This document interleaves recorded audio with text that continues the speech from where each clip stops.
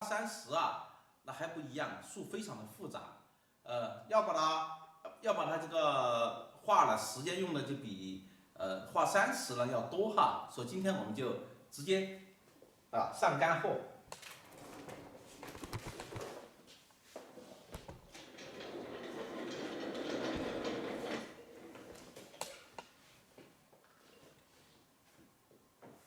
我们看哈，其实，在画树的时候哈，今天我准备画什么呢？画几棵，就是说，首先画几棵比较大的树，画几个比较大的树。你比方说，我们直接透过这个，就说是穿过去哈，顶天立地的几棵树，画了以后，透过这个树有一些梯田就是带水田这些哈，包括一些远处的树房子这些哈，推过去，这下面画点小溪，这构图呢也是我平常常用的一些构图，还是跟大家说了哈，我们画画呢，就有一些就是叫什么叫胸有成竹式的构图哈，就是我们在画之前大概画好的一个效果这么一个效果就出来了，但有一些呢就是完全是在自己意料之外的一个构图哈。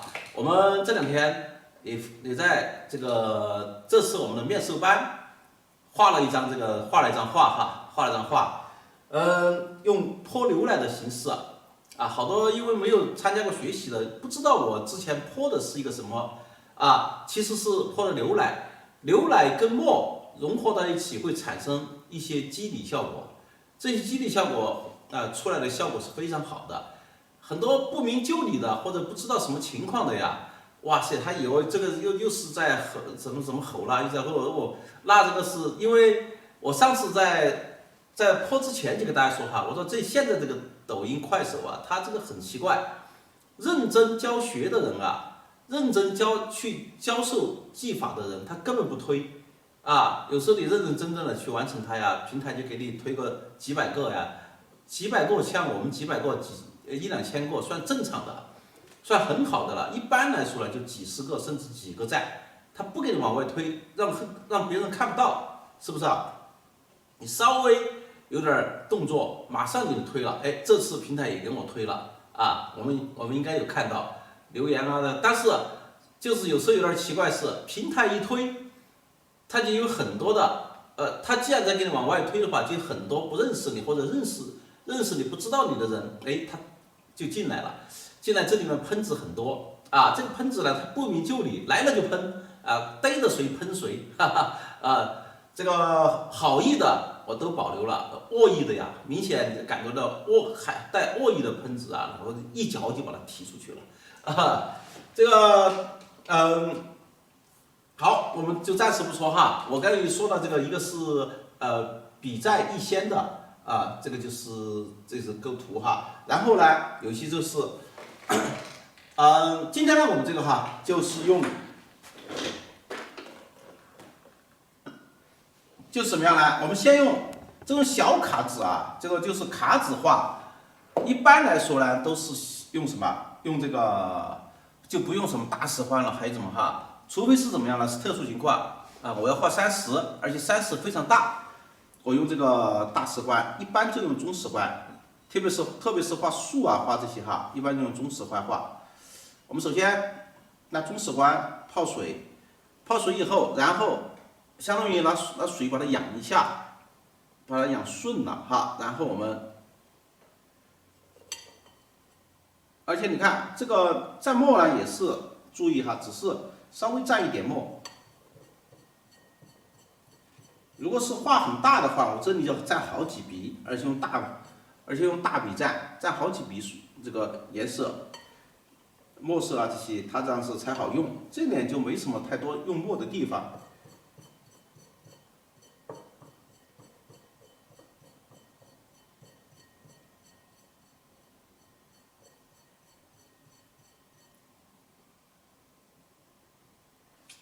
好像穿着这个西装还有点热，脱了。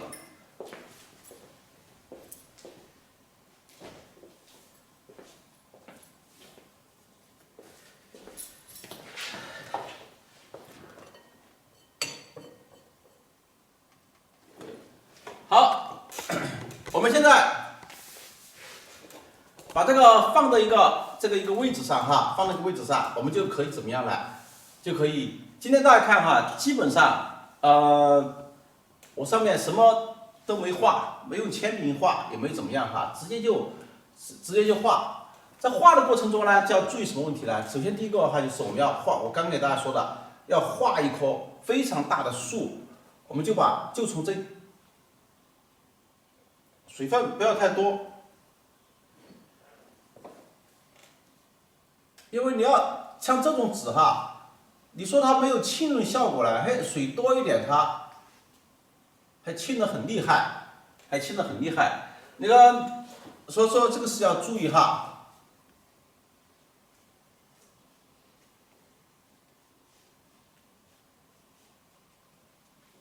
你看，我们首先就是把这个树在画树的时候啊，一定要注意什么呢？注意它的线条啊，不要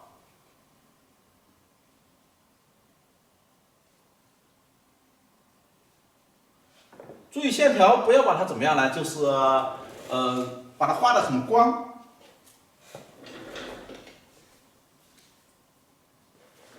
我在行笔的时候都是非常的。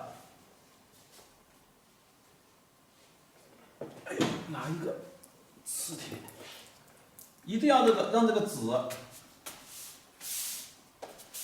因为是卡纸，它容易拱，让它非常平整，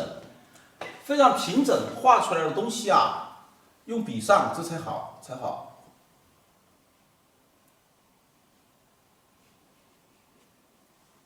你看，我们刚刚大家肯定以为，这个线条这画到这里就可以了，其实你看。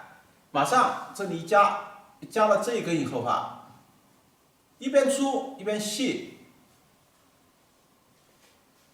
用局部的笔好，这个地方就说这里，本来开始以为这个就是它的边，你看我们这里一画，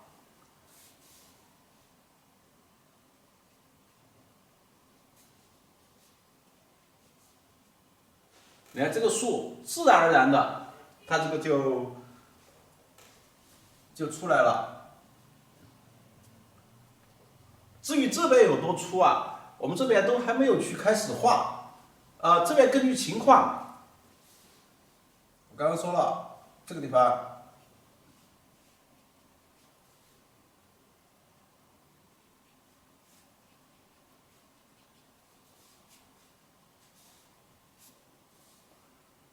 到顶上一点，这个让它深一点。你看，这个行笔每一笔都用了封上，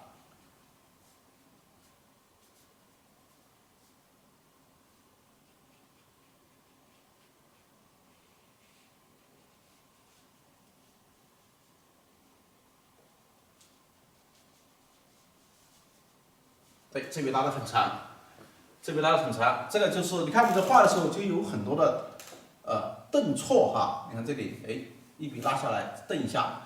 又拉起来，这里又转锋，又出现不同的效果，是吧？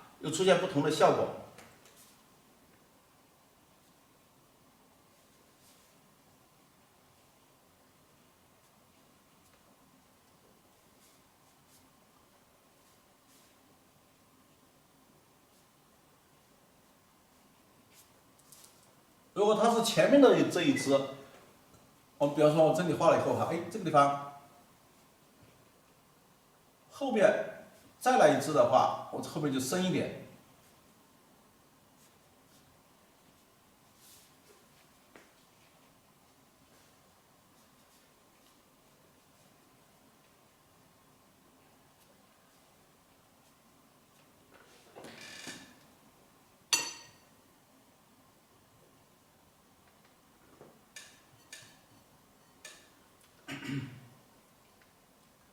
退后看一下，看一下这个出枝是否有些地方可以再让它复杂一点，或者，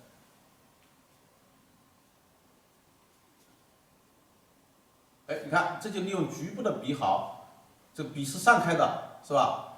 打扁的状态，利用局部的笔毫来画，有些地方啊，其实你就很随意的了。你比方说像这些，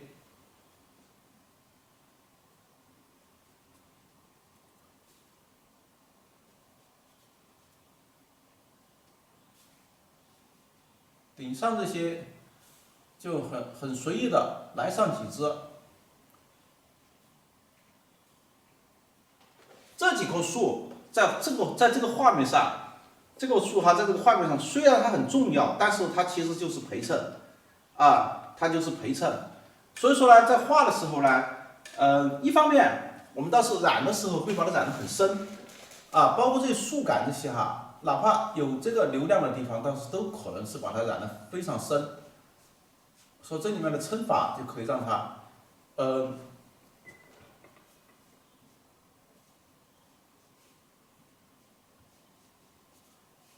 到最后这里是不是这个线是不是边线还不知道我们到时候根据情况，说不定边上这里还有变化，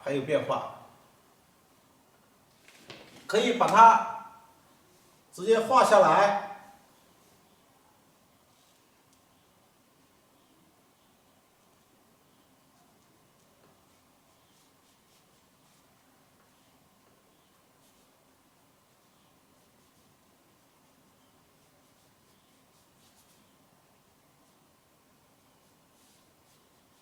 直接画下来。好，这里面我就要开始画这个树的一些节树的一些变化。你不要直接都是很深的或者怎么样这里面就有变化了。画这个树纹，特别是这么大的一棵树这里面它的变化要非常多变化要非常多。好，我们把这里画了以后，就是我刚刚说了，刚刚这一条很长的线条它不一定就是我们这个画面上。这个画面上的这个就是树的边缘你看我要加它的时候，我只需要在这个边上一加，是吧？加这么一条，自然而然的就把它给就把它这个树的粗度这些就够了然后接着再往下画的时候，我们差不多在这个位置上就可以差不多，你看，这里要画一棵，要画的那个30的话就不要一直画下来了。好，我们这里就可以怎么样？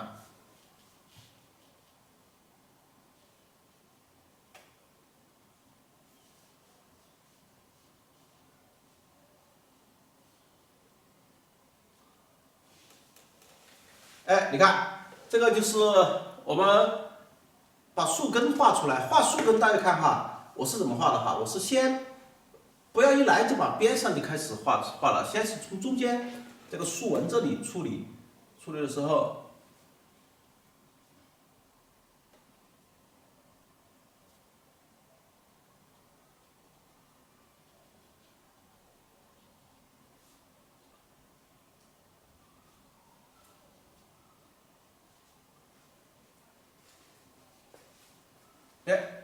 去找这些纹理的效果。有些地方粗一点，你看有些地方这个树根长一点，有些地方短一点，有些在前面，有些在后面。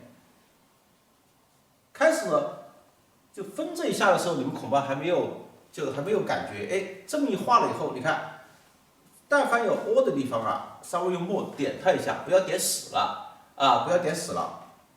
这个把前面这个画出来以后，我们再画，这里边要撑一下，撑得复杂一点。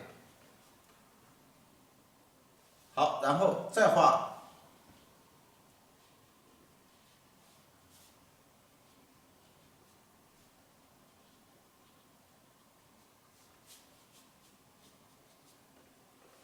这是后面一根是吧？但现在这个树你看这边这么粗，是不是这边呢下面很细，那肯定还不协调。这个时候又把它加粗一点，你看又来一条线条，以后，这个时候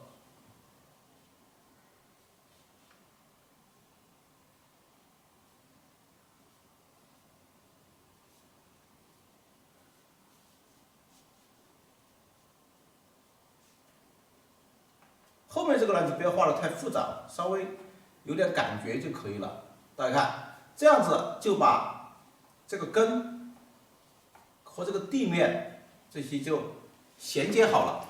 啊，我就随时就可以画地的话，这个根啊，画这个下面的30，哎，几乎这个就可以跟这个30能够很好的抓牢了，是吧？啊，就抓牢了。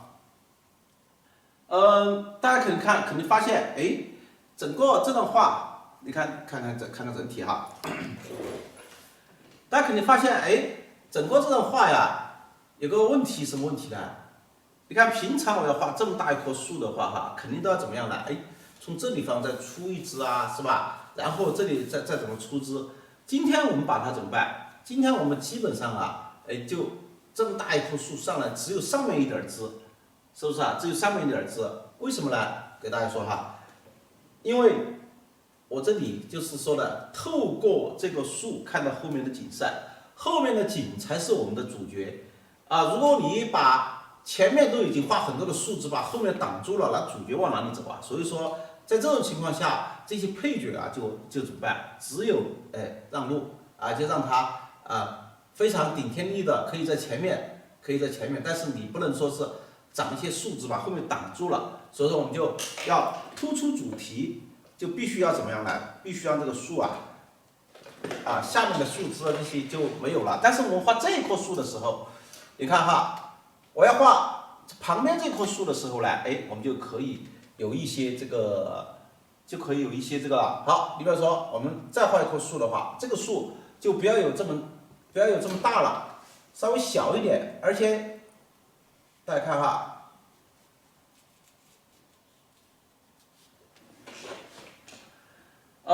而且是怎么样呢？就是这个树呢，你看它是明显有一定的倾斜的，它是往左边在倾斜的话，哈，好，这个树你看就是往右边倾斜，这样子它就有个一开一合，是吧？你看上面比较开，下面就合到一起了，啊，这个就是要注意它那个变化。如果你这个时候又画一棵树，这个角度给它吃过来，好了，这样的话基本上就构图上就失败了哈。所以说这个简单的构图很重要哈。你看我首先来这么一笔，这一笔很粗犷，但是刚刚这一笔里面是很有变化的，这里面只需要什么呀？稍微来一条线条，马上它就把它就有一个虚实关系了，就有一个虚实关系。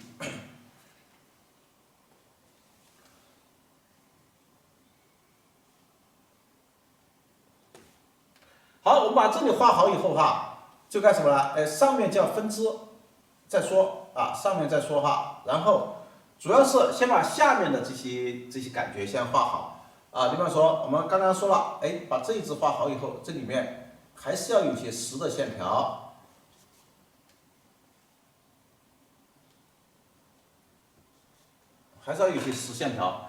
把它这么一画，我们这边可以就说是让它没有什么这个太多的线条哈，这边无所谓了，因为它已经靠边了，我的主角在这里是吧？主角在这里的话，那这边就可以让它自由的发挥，它想怎么长就怎么长，我们不干涉。你看，这个树枝它就从这里长。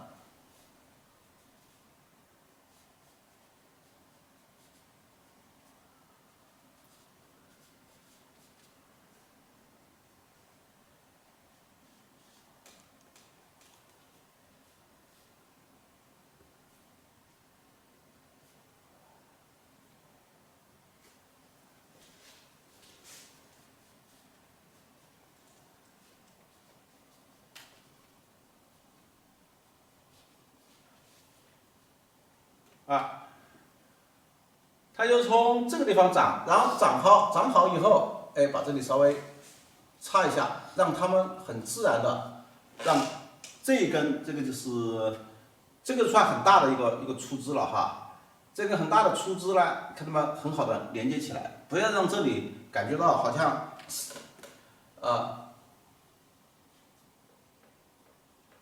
让它很自然的逐步过渡。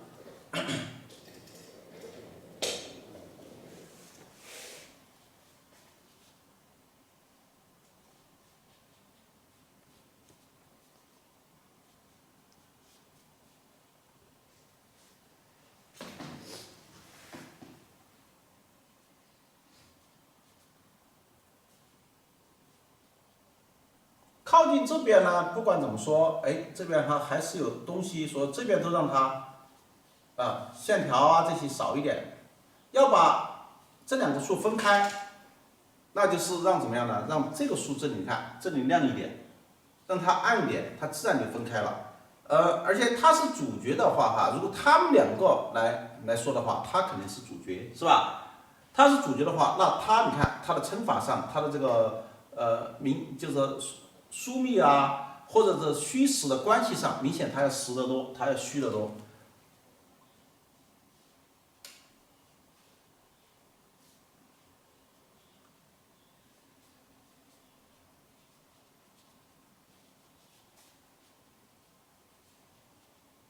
对，明显它就要虚得多，是吧？在我们在画画的时候呢，特别的要注意一些，就是这画面上哈，它的一个虚实关系。把这个画了以后，然后我刚给大家说了，它这里是要表现它的一个这个哈，这边呢就无所谓了，这边就可以，哎，让这个你看这一只。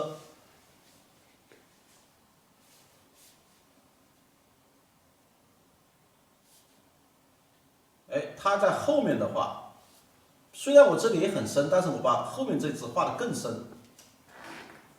哎，你就明显感觉到，它在前面，它在后面，是不是啊？好，越往下面走，越注意它，这就出来了，它里面的结构啊、乘法就有一点，但是也不明显哈，还是要虚，哎，有点感觉是吧？有点感觉，不要把它画成一块死墨就可以了。好，再把它画了以后，哎，这里面它是一个大的，一个小的，这后面，你看再有一些更小的，是吧？一下子就会让感觉到它这里非常的丰富啊，这里面哇还有这么丰富的这些那种感觉，互相的穿插。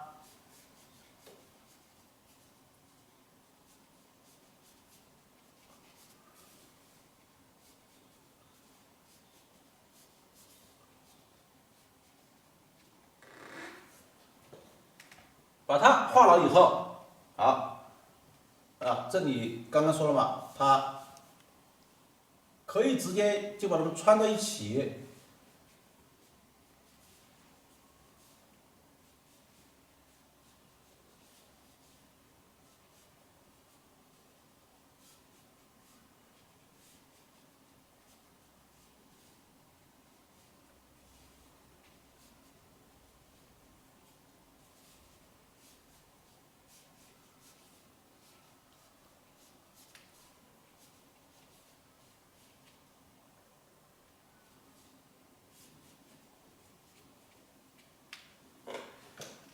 相互穿插一下，相互穿，最终不管它怎么穿插怎么弄哈，它到时候我有很多的树叶呀、有很多的一些，都会把它怎么样的挡住啊，都会挡住。包括顶上这里哈就没关系，顶上这个地方啊，你看我们这里画了以后，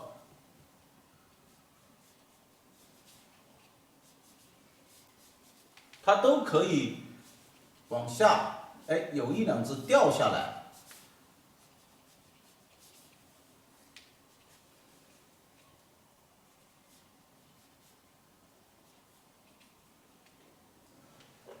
让这些互相穿插。好，把这边画了以后，大家看，我现在这两只，它就我们看看哈，整个来说哈，它就有疏密关系了。我们放到全镜头，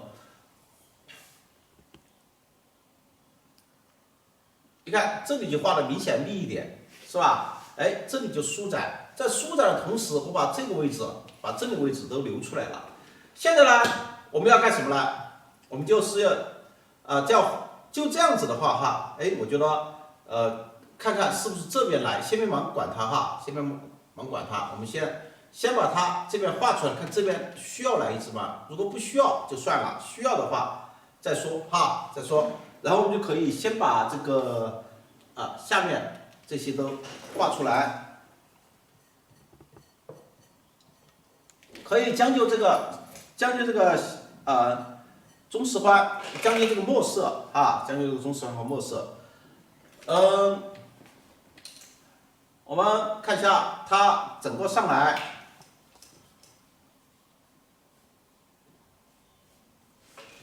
要突出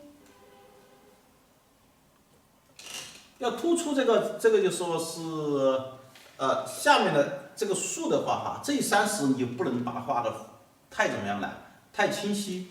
到时候做色的时候啊，都会把它就做的非常的这个深。所以说我们就基本上是怎么样呢？基本上大概把它画的非常深。当行笔的时候，哎，你看这一笔下来，它还是很有变化的，是吧？还是很有变化。把这些画了以后，笔也没散开，我再揉它一下，把它揉散开了。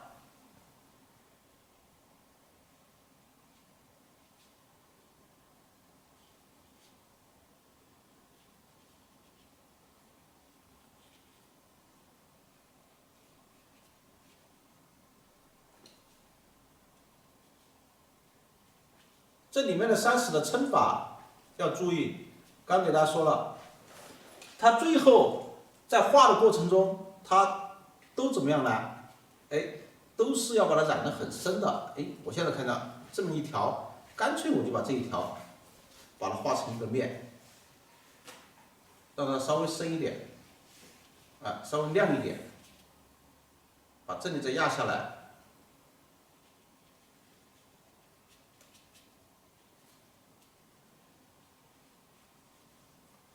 这是后面的石头，要把这个树把它衬出来。你看，正好利用这些深的深的石头的颜色，把这些根部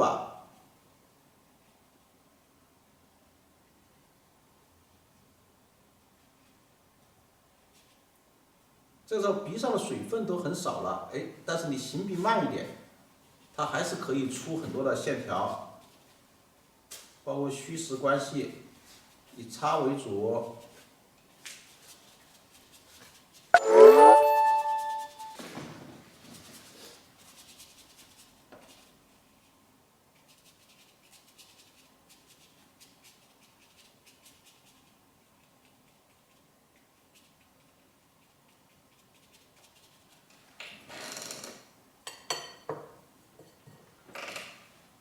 把它，你看，就把这里一画哈，你会感觉到这里面很复杂这里面很复杂。到时候我再用淡墨再把它稍微染一下稍微染一下，几乎就是不要它流亮我们包括这边也是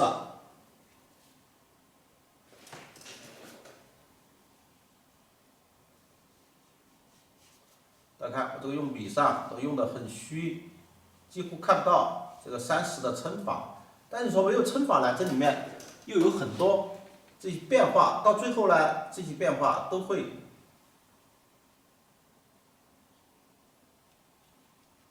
我就说画圆弧呢，就是这个要注意，基本上不要让它画出去，至少从本身还没裱之前，哎，它整个的感觉会好一点，是吧？当然，你如果实在画出去了也无所谓，最后就说用那个卡纸，用卡纸在裱的时候呢，那外面卡纸这么一圈，说你根本就看不出来。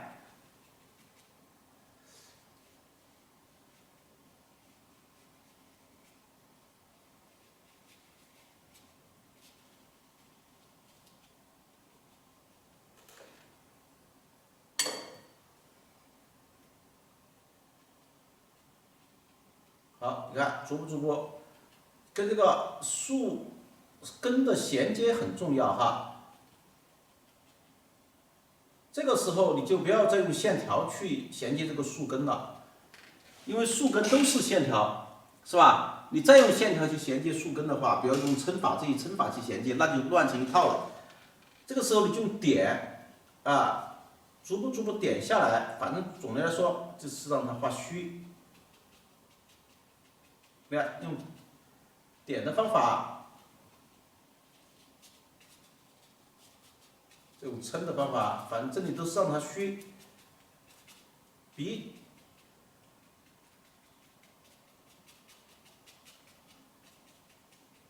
这个笔都是让它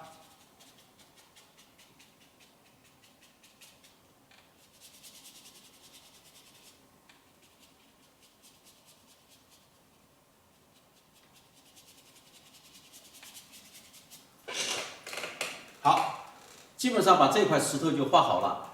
画了以后呢，大家看，它画好以后哈，不但没有去说抢这个树干啊、树这些哈，它的撑法，相反，由于它的存在，把这个树啊，它还把它非常好的这个很精细的那种感觉把它衬出来了，是吧？把它衬出来了。所以说，我就说我们有时候画画的时候呢，一定要注意，你该它强的时候啊，那你就强，但是你觉得这个时候，哎，我把身份降低，我做它的配角，是吧？然后让我把这里这个我自降身份，把最亮的地方都压下来，把它突出它。好，但是呢，它跟后面的关系来说呢，哦，它又是主题了，那这个时候它会自降身份，到时候染的时候把这些都染的比较深，但再深比它又浅又亮，所以说呢，包括染的树叶啊也是这样子，又把后面又衬出来。所以说啊，我们就说在画面上，哎，大家可以各自把这些都做好的话，整个画面上它就协调了。我一直都说哈，我们画画呢，就是在处理各种关系。你把各种关系都处理好了，整个来说，这画面上就非常舒服了。我们把这里画好以后，现在呢就准备怎么样呢？画这边先把树叶画出来吧。画树叶，我们就还是用3支的点字笔来，我们这里把树叶，我们首先把笔你看要把它，我现在点字笔都不需要再制作了哈，因为已经制作好了你看，把它用水给它泡柔和了以后哈，基本上这个笔就泡顺了。好，这个时候，刚刚给大家说了，我们这个树啊，要把它画得非常的深，所以说树干很深，树叶呢也把它画得很深，它都在前面，包括山石都是用了同样的墨色。现在只是说为什么还要调墨给大家看呢？主要是让大家看我怎么样去调笔的。你看我现在把笔这么一调好以后，刮笔，刮的差不多了以后，把笔揉一下，这个揉很重要，就怎么样呢？就把笔揉开了，揉开了以后，这个时候我们点的时候就好点。那大家看，我们现在把这个画了以后，哎，我现在就开始怎么样呢？去点点子，哎，我一点发现它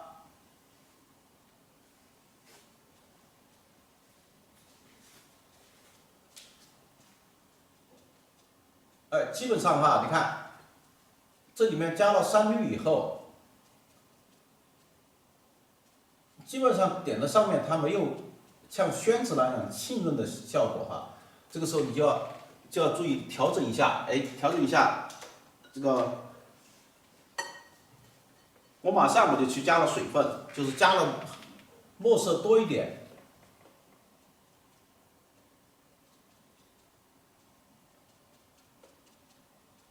在点的过程中一定要注意，不是拿着笔，哎，一顿狂点。那该透气的地方，你比方说这些透气的地方，该透气的一定要透气。如果你觉得哎哪里还不够线条，还不够舒服，我还可以拿支小笔。比方说，我觉得哎这个地方像一把叉一样的，是吧？你看这里一根线，这根线中间一把叉一样的，那我们可以。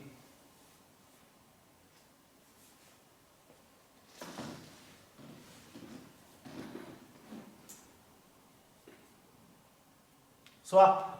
再穿插一下，它一下，让这里一下子显得特别的丰富就显得特别的丰富。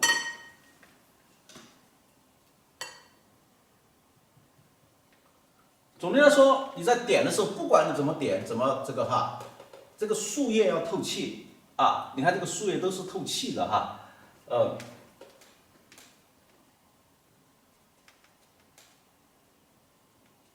特别是这个，3支笔的点字笔啊，在点这个的时候一定要注意安全。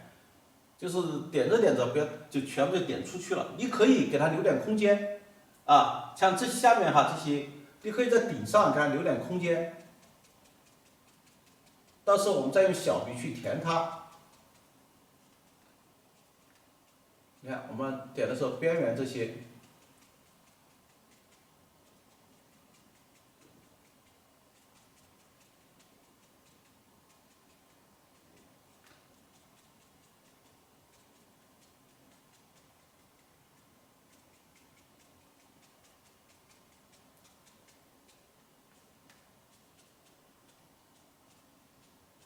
让这个树叶和这个山石产生一点关系。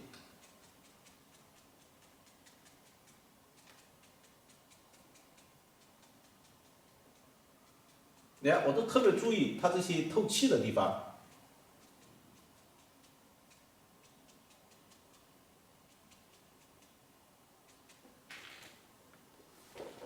好，大家看，我点完了以后，边缘就留了一个圈。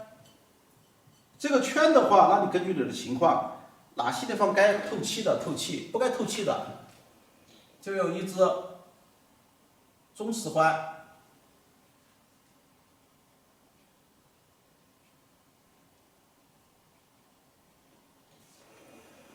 把这个边缘啊，你看就很小心的去给它干什么？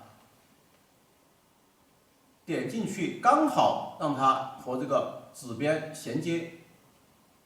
有些比较性格呢比较这个急的这些学员，恐怕在点这个的时候，画这个圆幅的时候啊，就特别的着急。有时候一画水分一多，就容易把这个边缘啊这个画出去。还是说了，画出去了就画出去了。你在裱的时候稍微注意一下。是吧？我也不一定全部都这个，我有些地方留点空，是吧？有些地方留点空，它这个看着就舒服了。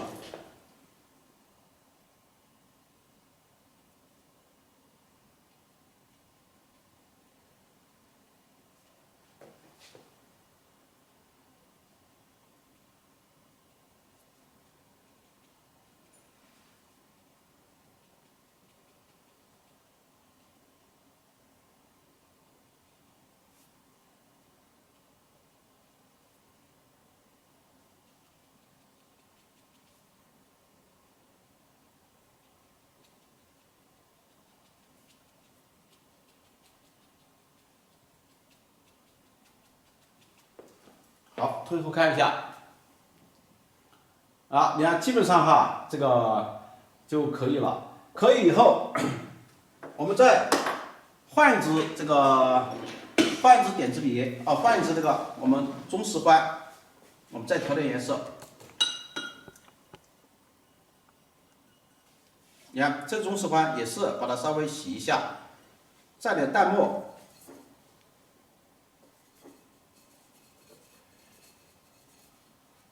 蘸点山绿，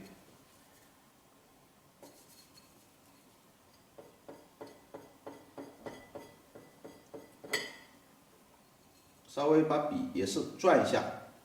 这个是干什么呢？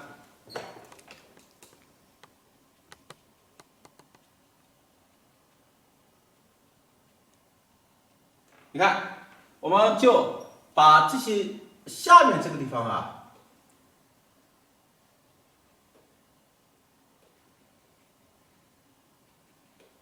把它稍微点一下，用点淡的颜色。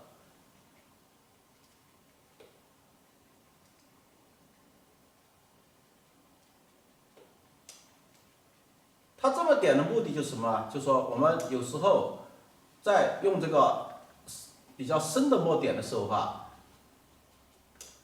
这个后面显得比较生硬啊，或者显得比较不舒服的地方。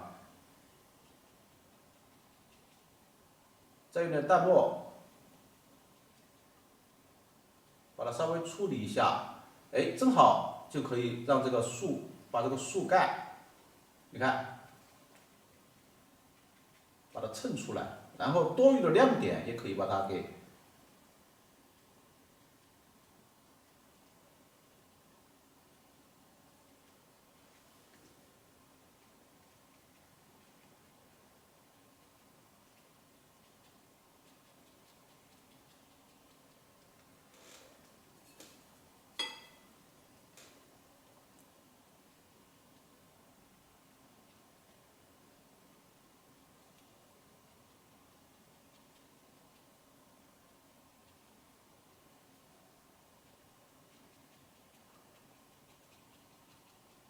把这该衬的树干把它衬一下，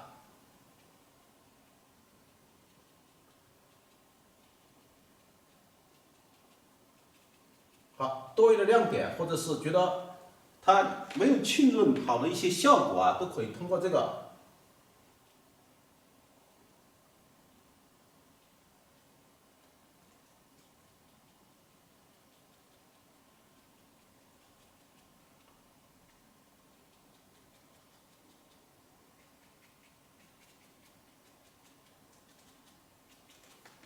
好，到时候一染色，或者是我们这里就可以直接蘸点水分，把这个边缘这么给它一染，你看就把这个树干基本上就衬出来了。该挡的地方已经有树叶挡住它了，是吧？边缘这些也稍微清一下。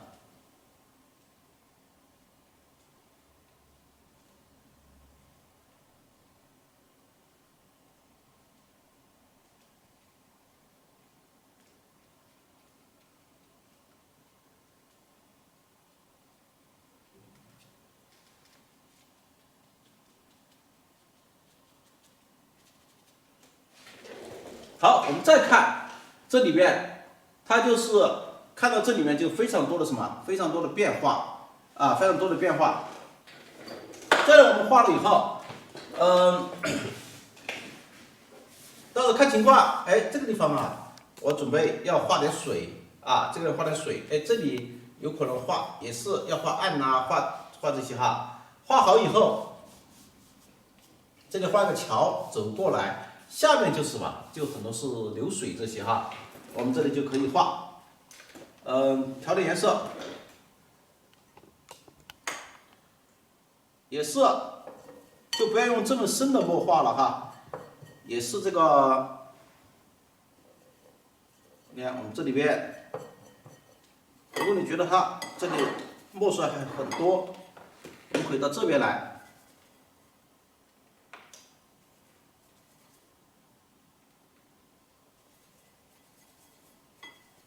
朱标、山绿、藤黄、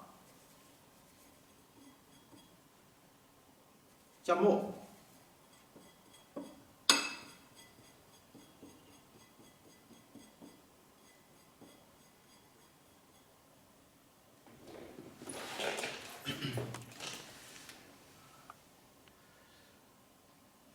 这可以干什么呢？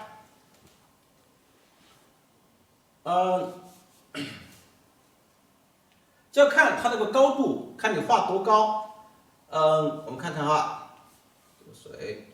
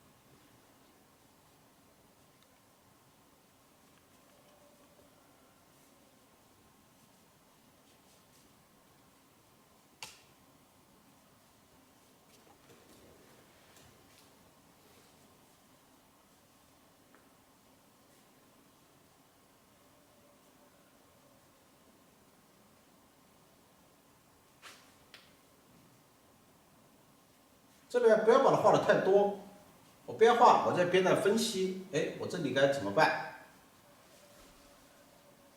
说不定啊，你看这里就下来了。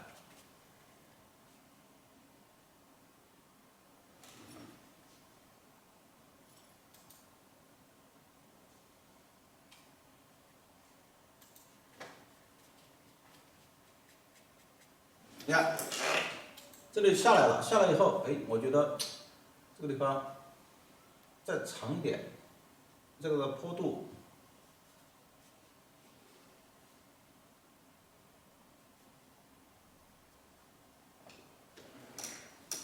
相当于把这个上面这条路啊，包括这个桥，我们把它这个坡度把它画出来，把它留出来了。好，把这边画了以后，这边就要注意什么问题啊？其实这些都把它画的都很虚了。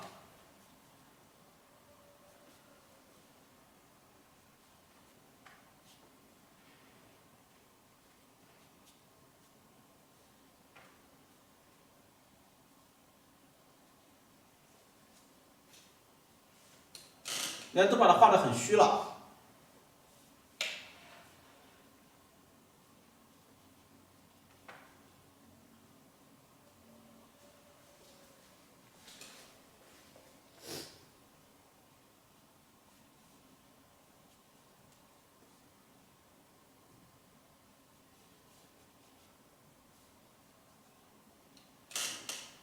边画边考虑，哎，我后面这个地方要留多大的空间，是吧？留多大的空间这些，啊，这个桥怎么过来的？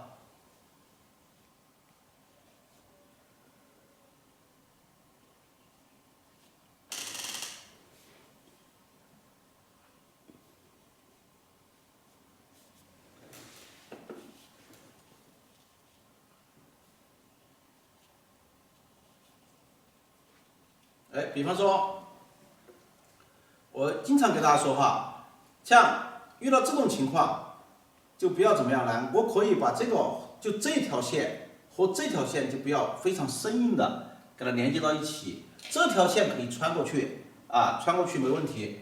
有没有说，哎，这条线把它穿过去，让它有一定的纵深感，而且它可以什么样呢？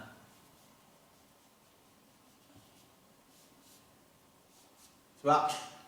一竖一横，它还产生变化，产生层次感，这是可以的。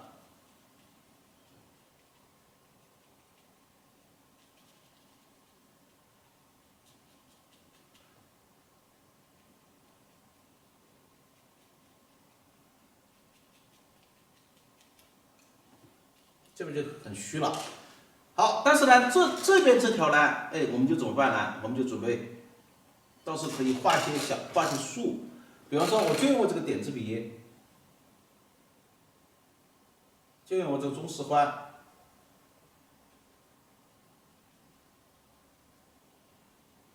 你看，在后面稍微点它一点，在后面点它一点，点的时候注意一下它的层次。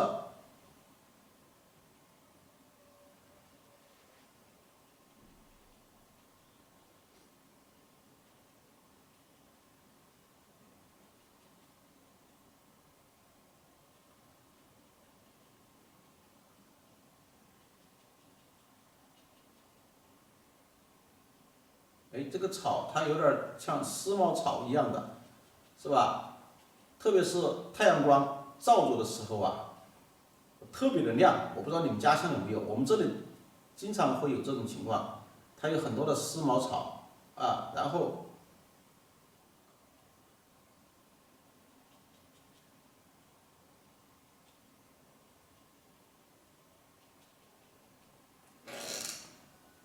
你看我把它一画，好，把它后面这个地方啊稍微加深一点。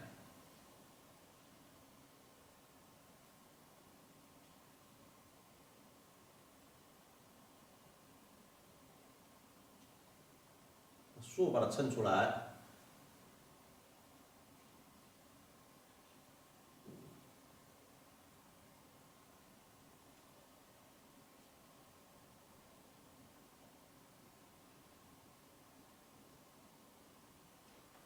是吧？稍微加深一点就把这个草衬出来了，它这样子就会很好的，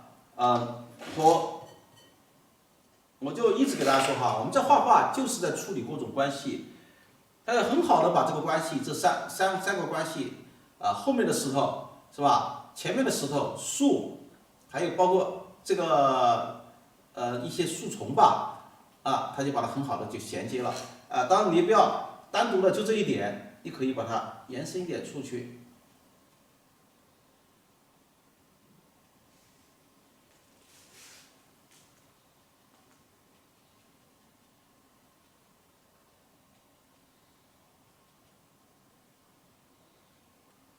靠近树的地方都把它压深一点，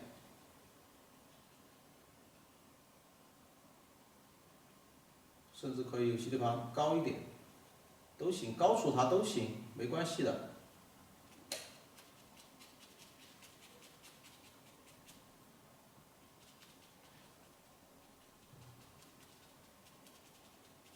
后面就让它虚一点，你管它是什么，反正看不出来了，是吧？你看这一条很自然的就把它和后面都衔接好了。我们把这个画了以后，这前面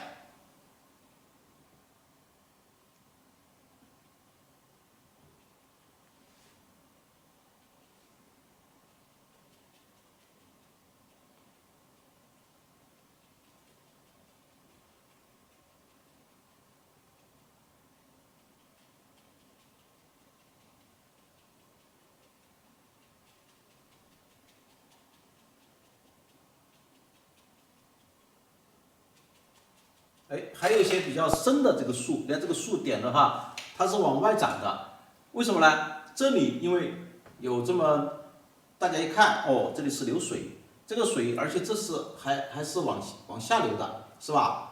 往下流的，就根据你的情况，它如果这个是拉平了，它就往这边流的；这个是流下来了，它就像一个瀑布一样的，就根据情况，这个我们就可以再看。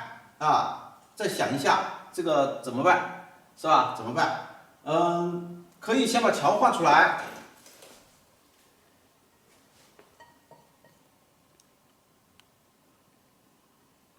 这个小桥，呢，它像我们这里哈，农村里呢，经常有很多的就是这种石板桥，你比方说。你看这石板桥这么一条线，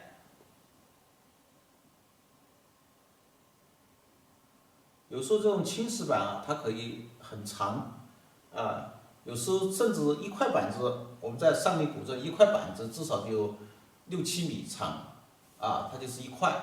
这里呢，你分成2块，如果你觉得它这里矮了，你可以弄高一点。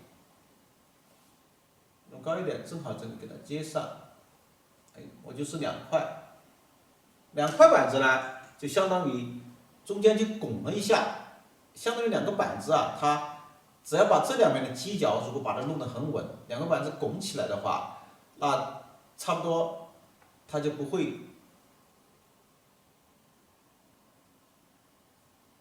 只要是后面不松，它就不会人走到上面都没有关系。但是呢，我们为了预防安全，它万一后面松了呢，是吧？那个人走到上面不是就倒霉了？所以说我们还是会在下面给它弄一个2个板子衔接的地方。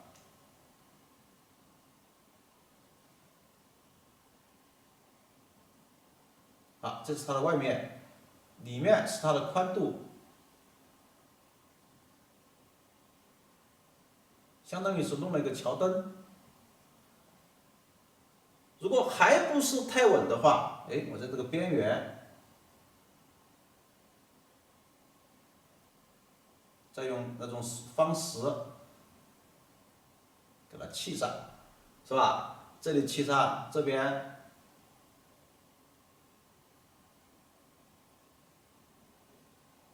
也画上。好，大家看，再走到这个上面，你们觉得保险吧？那就没问题了，是吧？那就没问题了。那随便怎么走，它也不会说是要怎么样了哈。我们把这个画了以后，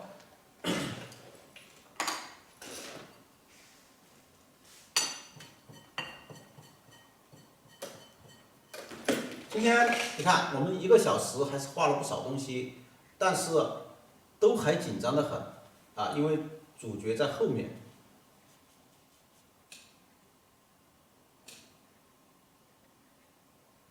哎，你看，我把这个地方加了一块这种比较深的石头，加它的目的是什么样呢？其实就是说出来了，跟它两个呼应啊，跟它两个呼应。你不能说是这边很重是吧？我们左边很重，右边就很轻，那不行。哎，稍微一块石头印一下，然后一条山路，哎，这下坡了。下坡了就看不到什么路，但是隐隐约约有一点细节，由这个小笔来完成，擦一下。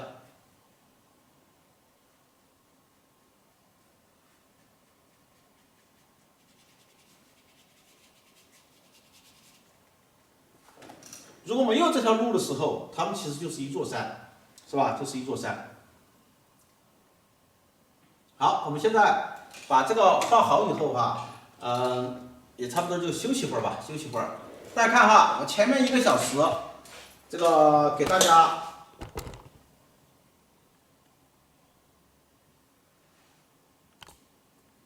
前面1个小时啊，哎，给大家完成了我们前面该做的一些工作啊，前面该做的一些工作。它首先第一个呢，就把前面的这个树啊，你们把这种树把它给完成了哈，完成了树以后，哎，然后下面这个山石啊，包括这两边的山石，把水现在空出来。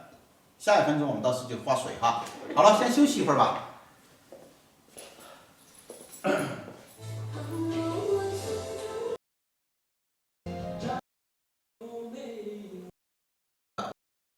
家的话，每个人都有学习的机会，不用占用过多的一个群资源。当然，群资源多了的话，每个群里消息那么多，也会占用你手机的空间，对吧？所以您就保留1个就可以了。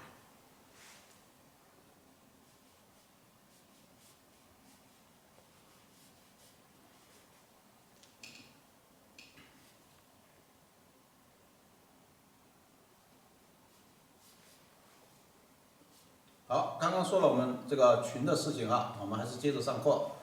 好，你看，我现在呢就把这个，你看把这个瀑布啊，这里算是个小瀑布哈，把它给先画一块比较大的，然后第2大，最后第3大、第4大都一点点的这些把它过渡了哈。把这个画好以后，好，我们要看看。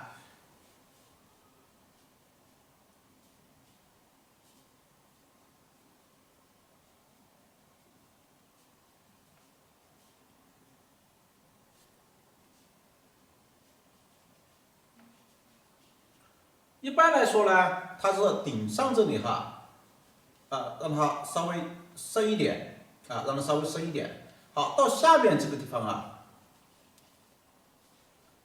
就开始你看慢慢拖，慢慢拖都虚下来。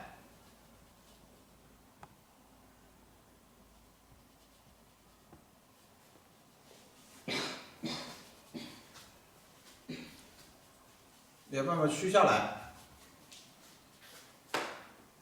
这个很关键哈，就是千万不要怎么样呢？千万不要我们在画的时候，上面有多深，下面就多深，它就没有水往下流的那种感觉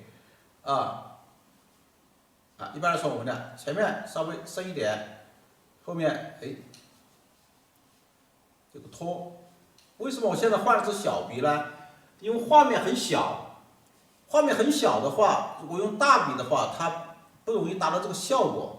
所以我们的毛笔啊，你包括这些小的这个它都能够担任很多的任务。哎，这个时候大家看，它画30啊，这些效果也不错，是吧？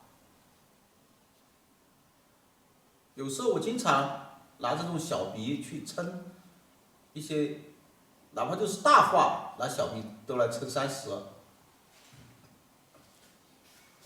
哎，这么一看，这个水是不是有变化了？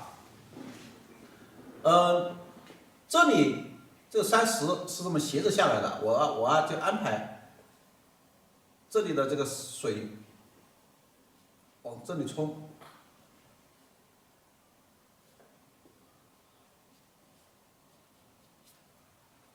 它这样子就让它产生也是产生那个一个什么，就是说交叉啊，要注意什么呢？我这个点子是比较这个竖的点子比较深，那我后面就要画的比较虚。你不要这里很深，一直把它伸下来的话，那他们两个就打架了。哎，让它深一点，到这里就虚下来，是吧？它就正好就绕开了这个树，让这树还是在前面，水还是在后面，那种感觉，就是我经常给大家说的最通俗的方法，就是你强我就弱。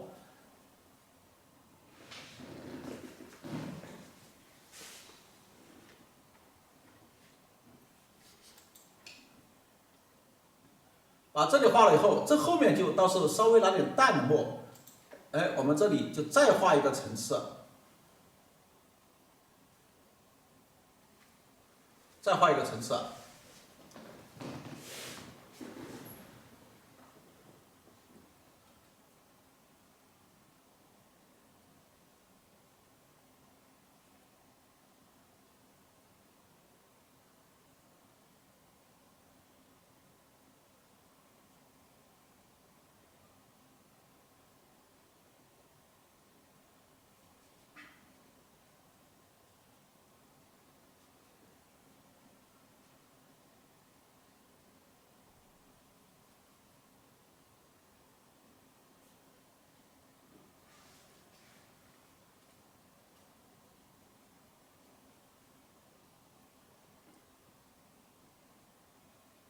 一旦把这个水的那种基本架构掌握好了，其实你看我现在在画的时候真的就是随心所欲，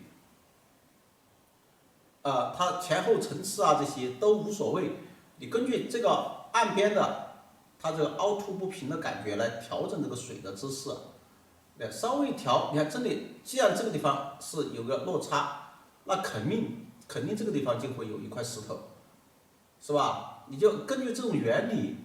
所以说我叫你们有机会的话去观察，有机会去观察这个，就是在你们家乡啊要有流水的地方。好，这个地方差不多现在水分比较干了，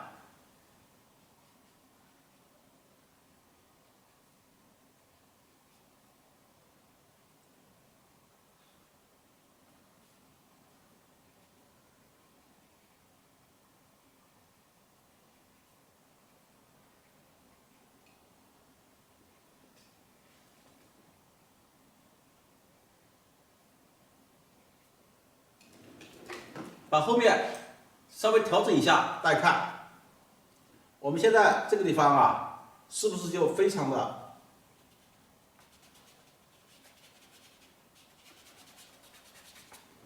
这一下子，哎，他们在后面一个层次，这个在前面一个层次，就把它推开了。这个时候我就可以拿着那个中式扳，调点颜色。你可以适当的调一点点，因为画面很小，这个水的话，我也不必要去把它画的非常的这个厚重啊，或者怎么样我只需要太极蓝、胭脂、山绿、藤黄。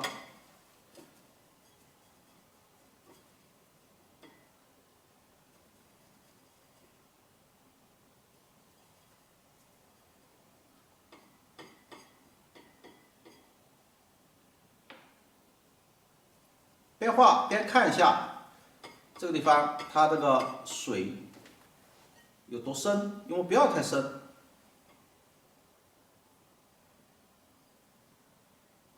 好，我们就说了哈，只需要干什么呢？稍微这个地方有点感觉，就是我只需要，因为画幅不是太大。画幅不是太大，这里面呢也不宜把它画得非常的厚重啊，非常的怎么样哈，我就轻轻的，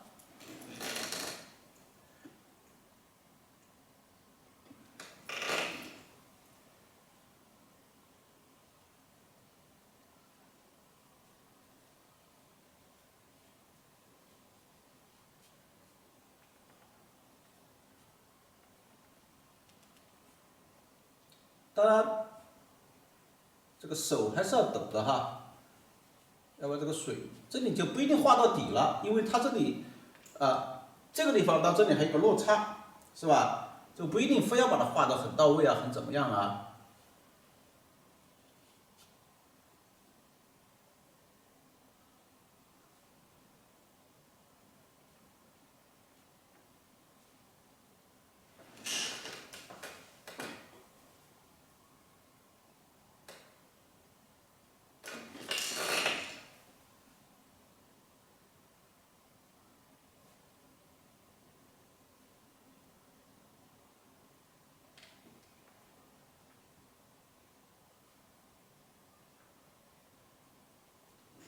这个卡纸它把它就是它跟我们宣纸呢还有一点不一样的，因为它裱过一道，裱过一道的话，它几乎就是熟宣了啊。只是在画的时候呢，就是我们要注意哈，要注意怎么样利用它这个是熟宣的这个状况。它比熟宣呢，它又要还是有浸润的效果的啊，还是浸润的效果。熟宣加再多的这个就是水分，它都不会浸润。这个有水分，它也浸润，它又不一样。但是呢，你看上来以后哈，它不像那个宣纸，它会化开。哎，你要掌握它的这个习性以后哈，其实你再画就非常的利用它这个习性的话，会画出非常漂亮的这些感觉的。你看，我们就稍微点上一点。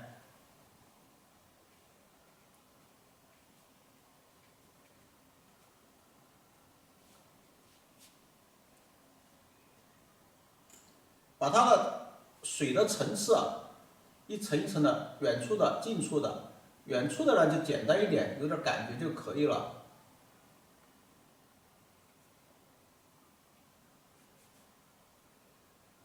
因为你现在看我在画的时候觉得比较花，我到时候把这个水、石头，还有旁边的石头，你把它一染以后，这些水自然就出来了。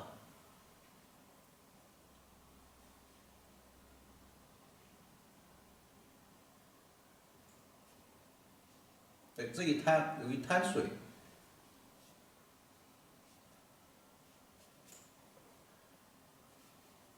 这个水就跟它上面连接起来。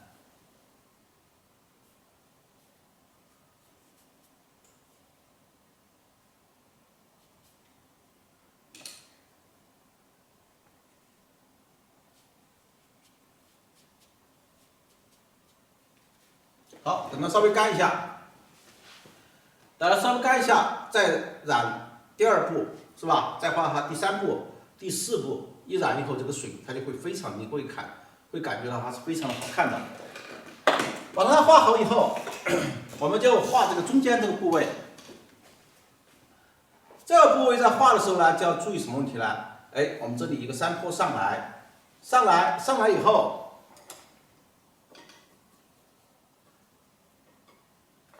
可以适当的把它加点颜色，来我们这里调点颜色。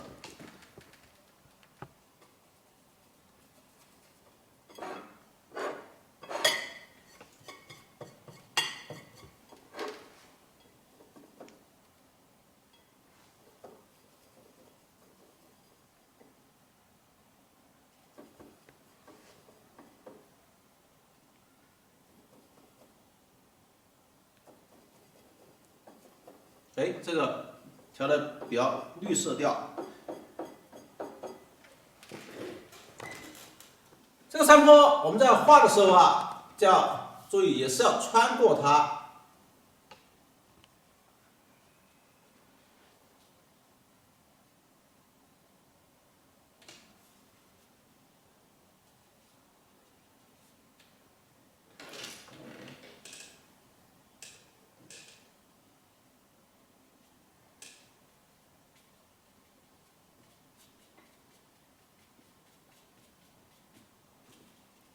你看这后面就虚了，到时候在做色的时候啊，把它后面就直接就慢慢就虚过去了。哎，正好这个地方，正好这地方跟这里有点衔接，那算了，我还是这样子吧。所以画画随时都在调整它。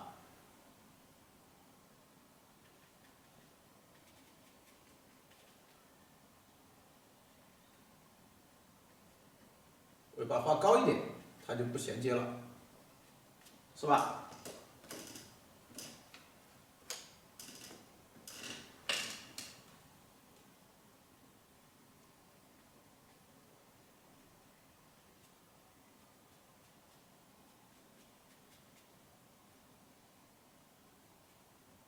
正好利用这些山的深度，然后把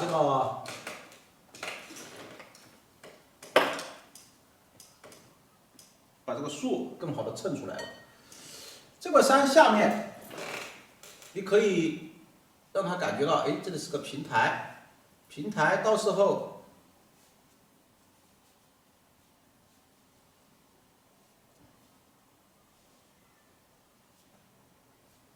是吧？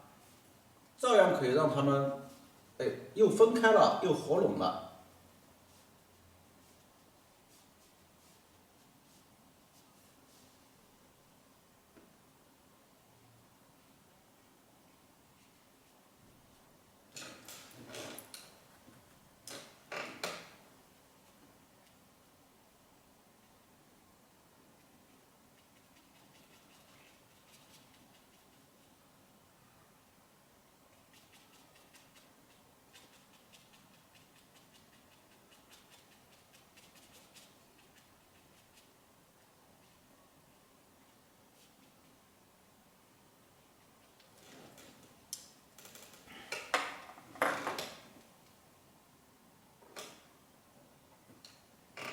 然后把这里一画，好，然后这条路就可以走上去了。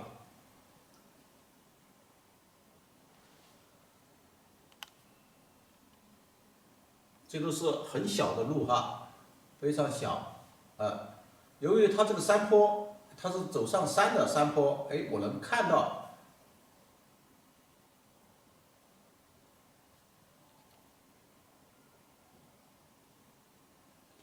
是吧？我能看到这种感觉，哎，它就是从这里走过去，走到这里，走到这里，我们到时就看什么呢？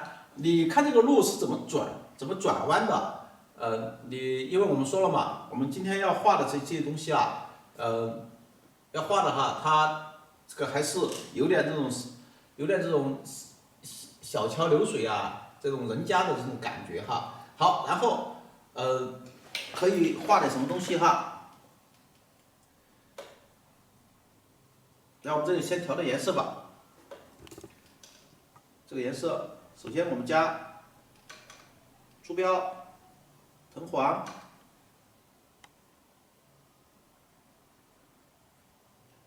你看调成金黄色。当然，觉得那个呢，可以稍微加一点白色，也可以了。这个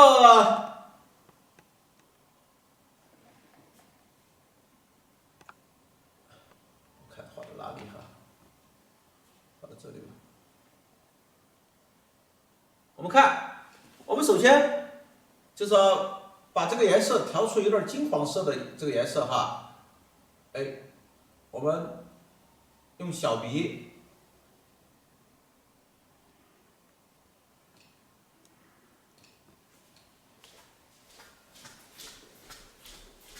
我们用小笔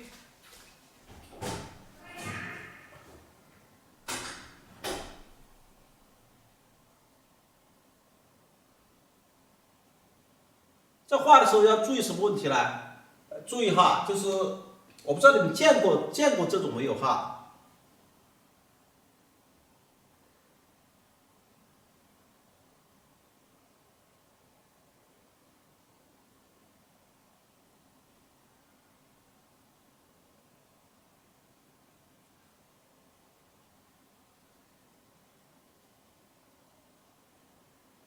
一点一点的把它画出来，我看看画到这个什么位置上。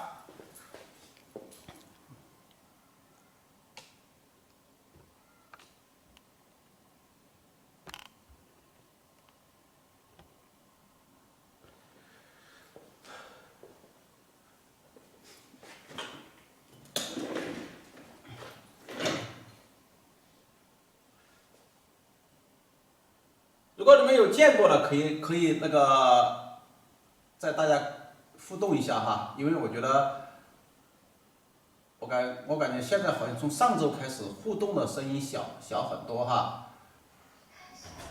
啊，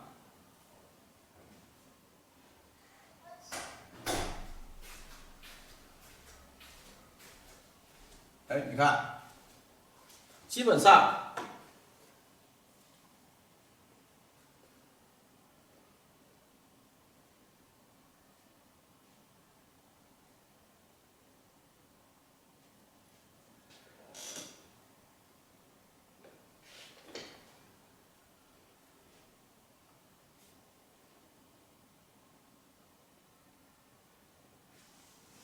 好多都是拿一个树桩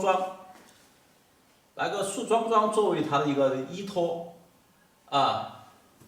有人说见过，有人说没见过。这个只要生活在农村，或者是到农村去，写个生去采个风的人，肯定都知道，是吧？好，然后这是一个，一般来说呢，画一个草垛，太孤独了。啊，让他们俩画俩挨在一起，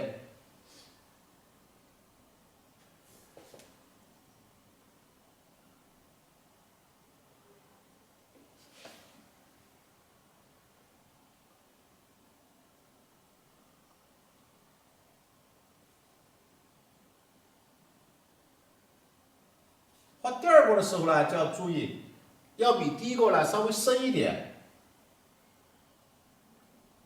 你看，要比第一个稍微深一点。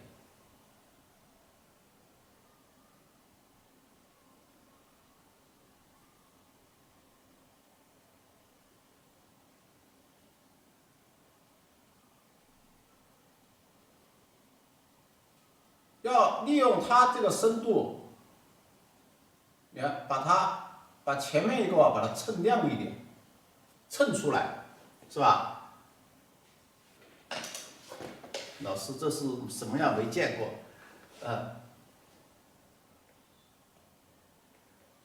对，在我们四川特别多，包括我现在住的张家界这里也很多哈。你们不要小看这个东西，这个就是我们打谷子，打谷子的时候，然后这个谷草它还是牛这些的主要食物。好，你看，我就把它画两个，画到这里，画到这里的话，这相当于是两个草垛啊，两个草垛。有学员说了，哎，南方多，北方没有，确实是这样子的哈，确实是这样子啊。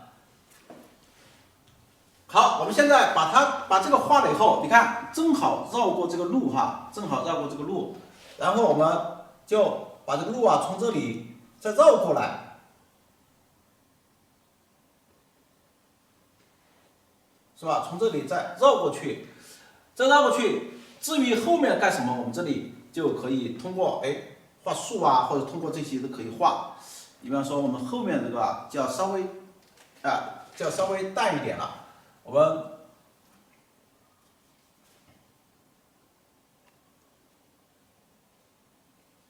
因为实在是太小啊，实在是太小的话，那我们在画的时候呢，几乎就要注意，哎，你看我都用的是小笔啊，都用的是小笔啊，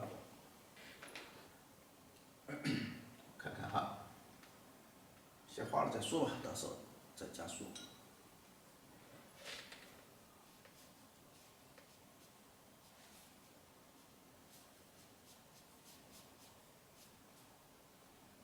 啊，后面的这个水，哎，我这么一画，后面的水它就有出路了，是吧？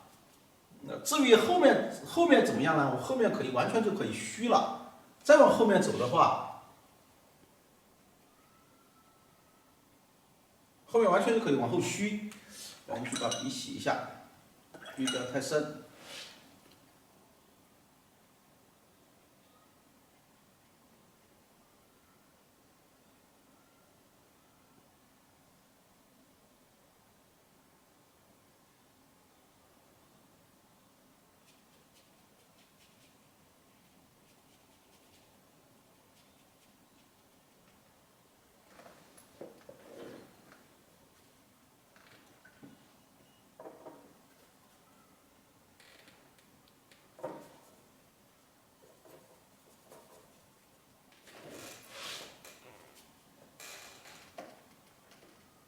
小笔我感觉太小了，用大笔把它虚过去。你看这个哈，就是这么多水上去，它都不怎么去沾纸，就证明什么样呢？证明它还是，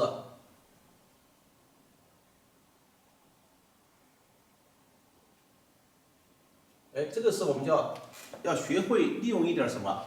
它打湿了以后，它是浸润的。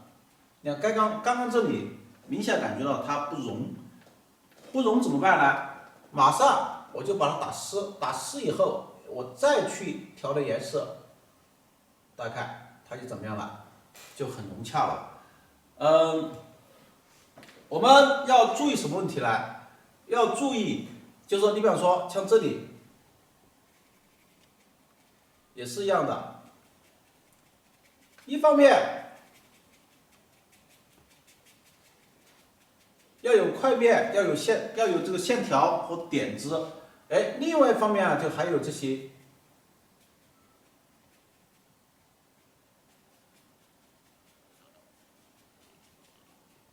你看还有这些块面或者雾状的东西，到时候它把它一画出来，整个这种感觉就出来了。一定要很淡，你看一定要很淡。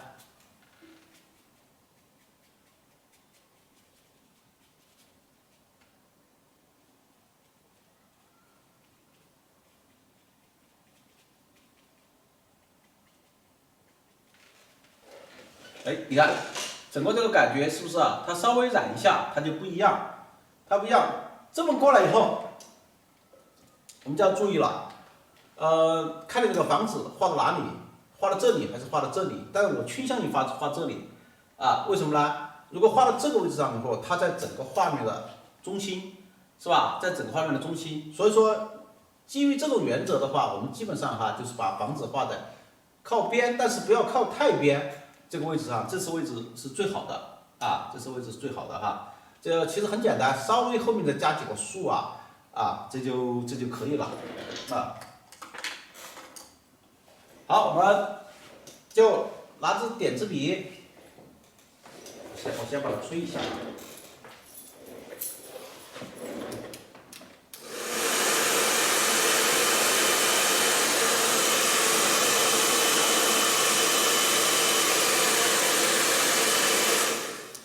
先吹一下，因为我还是说了，我们画这张画其实是非常紧张的，这张画也很复杂啊，是非常紧张的。好，我们拿点字笔稍微点一点点子，这个就将就开始这个墨色。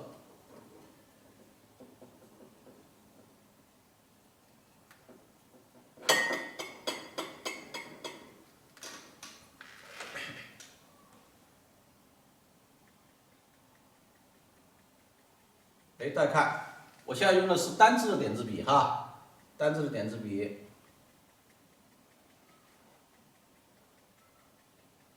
这个地方都还有水分，是吧？吹一下吧，因为不吹的话，你看，不吹的话，马上一点就化开了。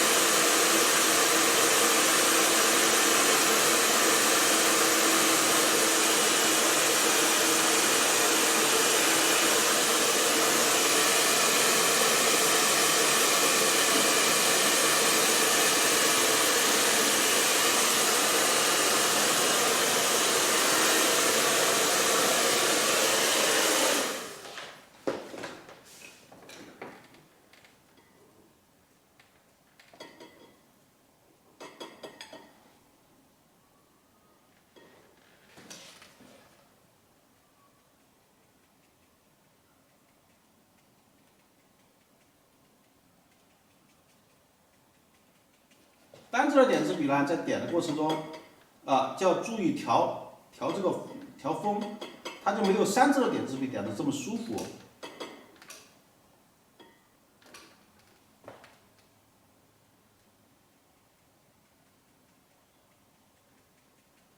好，比方说我们现在画了这棵树，哎，要往后面画一棵树的话，其实很简单，它这远处了，很远了，我们稍微的把这个树画一下。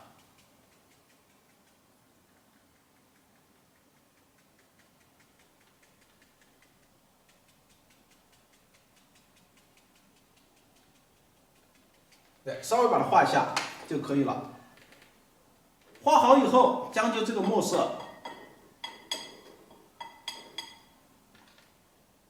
这也是为什么，就是说它因为画很小，点字笔头3支的又太大，就算单支的都挺大的，说不好去点的话，我们就稍微少点一点。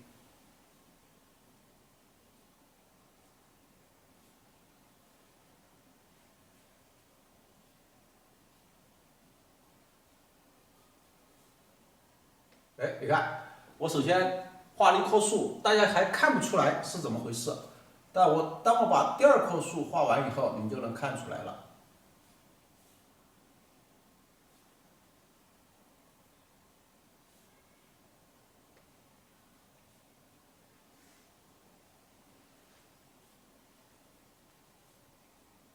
然后我把第2棵树一画完，这个树从下面走下来，就意味着，哎，这个地方。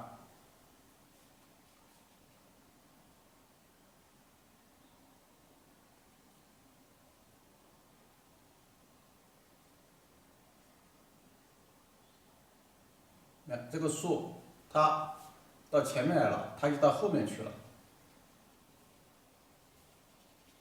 是吧？一下子我们这2棵树就分出来了。至于这后面这些啊，其实就我当时就随便点了一下，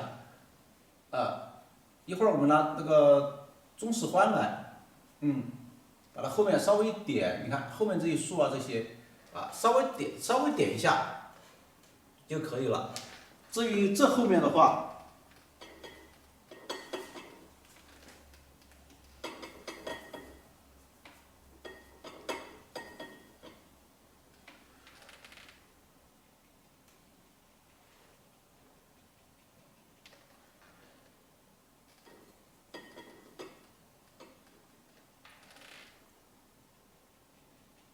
像这么小的话，干脆拿中式欢来点，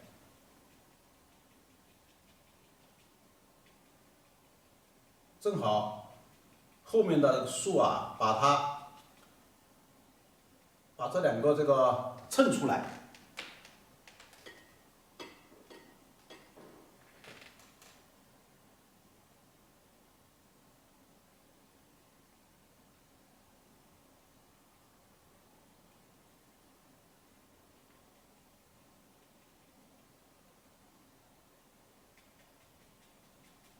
水分还有点多，我在这些地方点一下。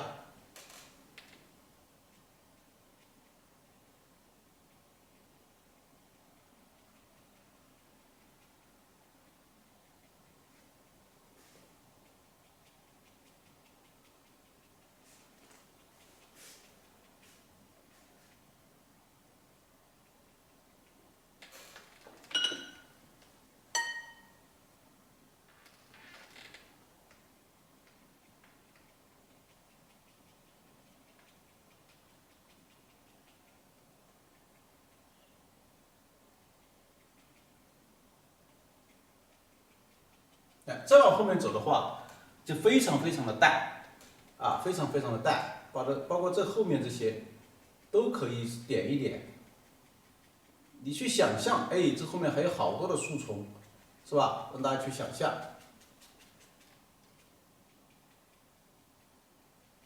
远处的树丛，把这个衬一下。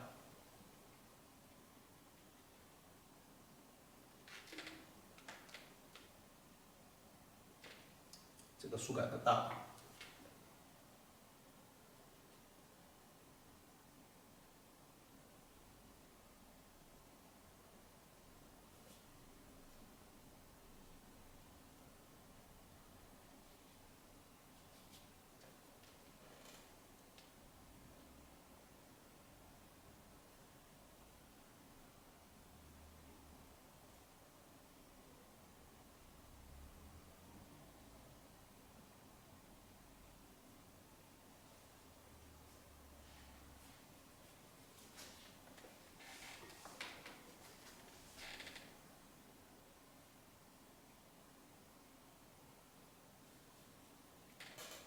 好，大家看哈，我们把这个画出来，画出来后，我们尽快把房子画出来。这房子简单哈，因为这幅画呢，房子就不一定太复杂啊，房子不一定太复杂，简单一点。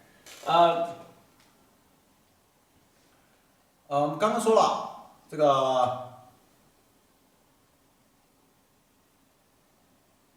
这个房子差不多画在。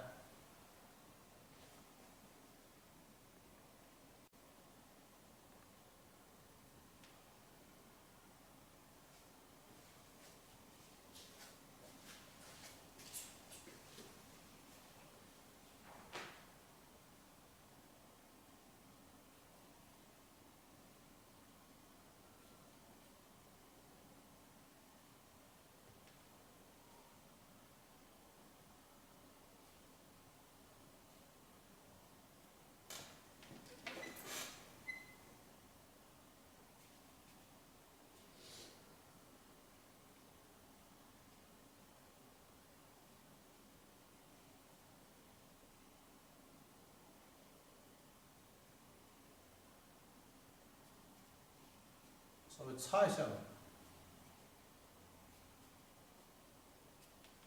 稍微擦一下。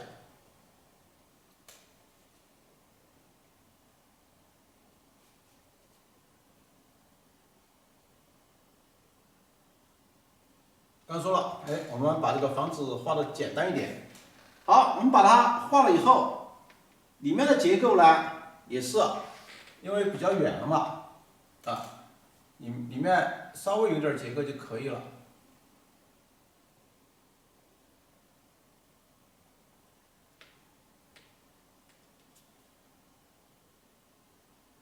正好利用这个房子的这个把它的这个浓度、深度把它衬出来。你看这道门。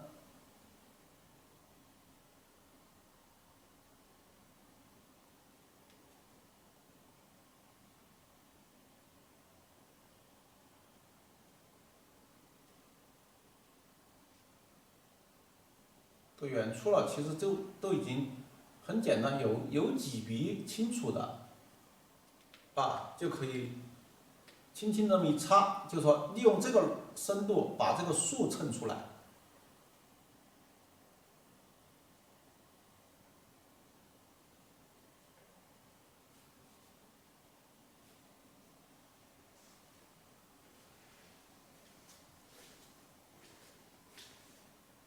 哎，这边你可以让它突出。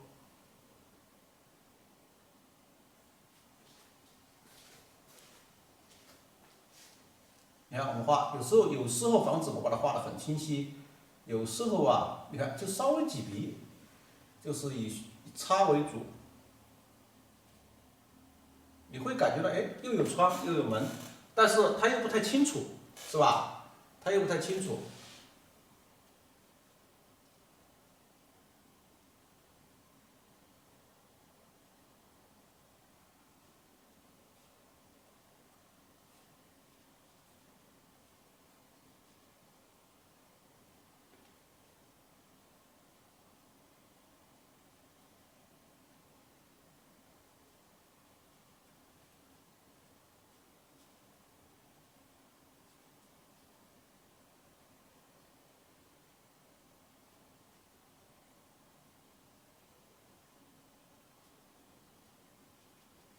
把它稍微过渡一下，就感觉好像这里是用那个条石垒起来的一个。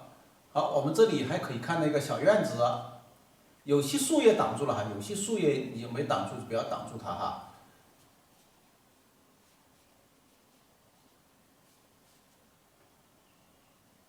还可以看那个小院子啊，这些。我们可以把这一只出来一点，这都是根据情况来定的。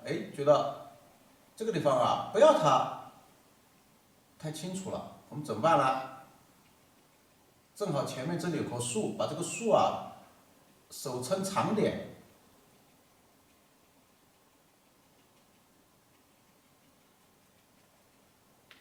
你看，手伸长点，正好就把这个房子挡住，不要它太暴露。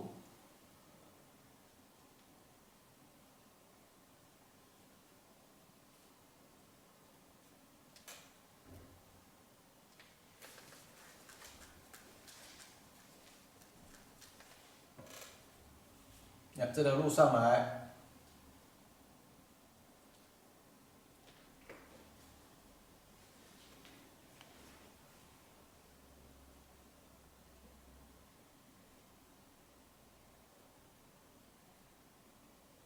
上来以后，你可以把这一块干脆我就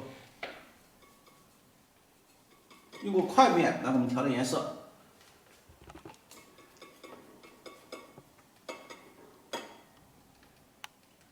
山绿、藤黄，是吧？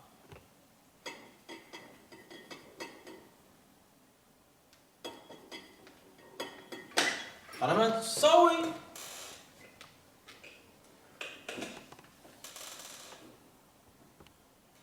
好，把这里画了以后这个地方是说我画成了大写意了，还是怎么样？其实这幅画不大写意这幅画非常的精细，画完了以后你就知道了。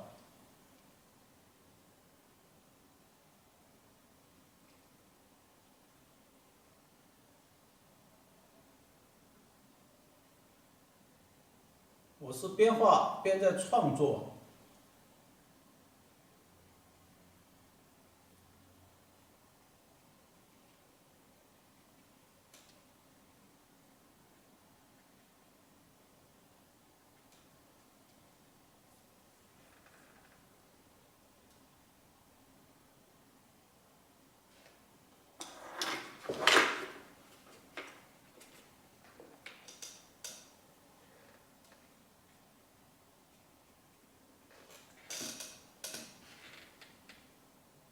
因为我要考虑，这两个树桩用这么深进去的颜色，它就把树桩给挡住了，所以说我这个地方稍微来点变化，稍微来点变化。来完变化以后，利用这个块面，再点点水。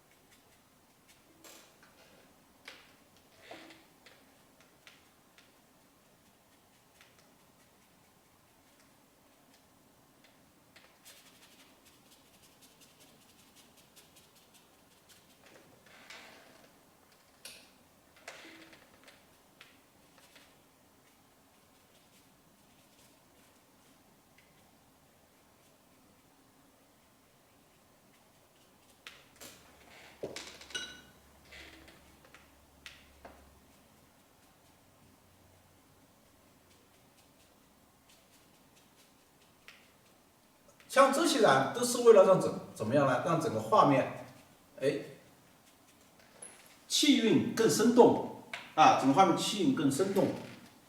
我们先把它大概的先染一下以后，根据情况，说不定啊，哎，某个地方让它出个小炊烟，这些也说不清楚，是吧？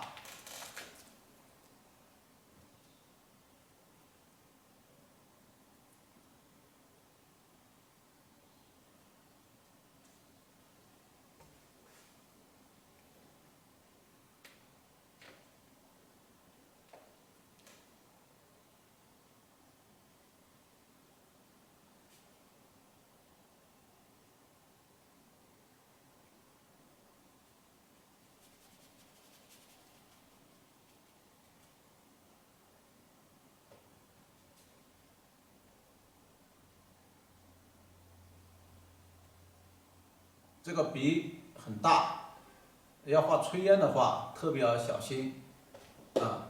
好，你看我现在哈，这个就已经画到这里，跟炊烟它这个出烟了。出烟的时候呢，你可以根据情况，你可以往这边，也可以往那边，根据画面的需要呢，要往这边走是合适的啊。然后我们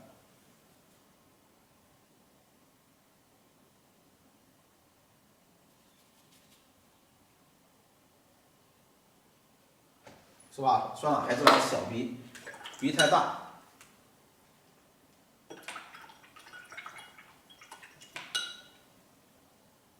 笔太大的话，这种细节上，因为这个画面它毕竟非常的小，它细节上的处理呢容易出问题啊。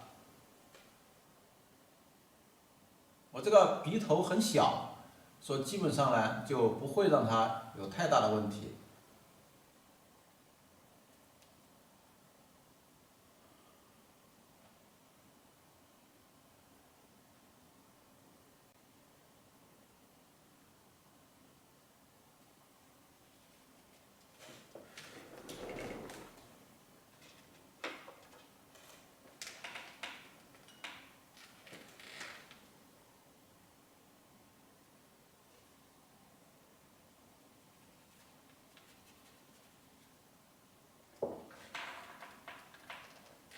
边画边蘸水，然后逐步过渡。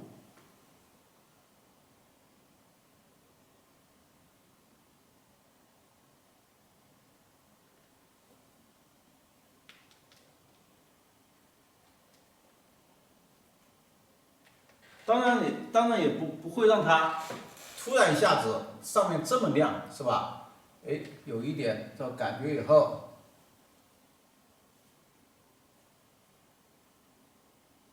我们主要是把细节处理好以后，上面还是用这个笔，用大笔。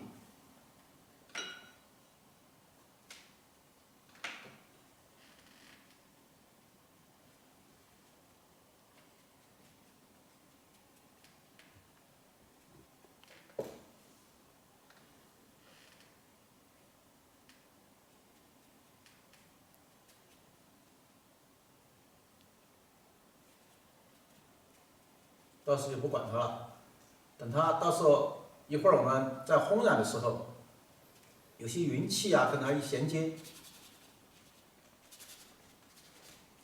那该染的染，该称的称。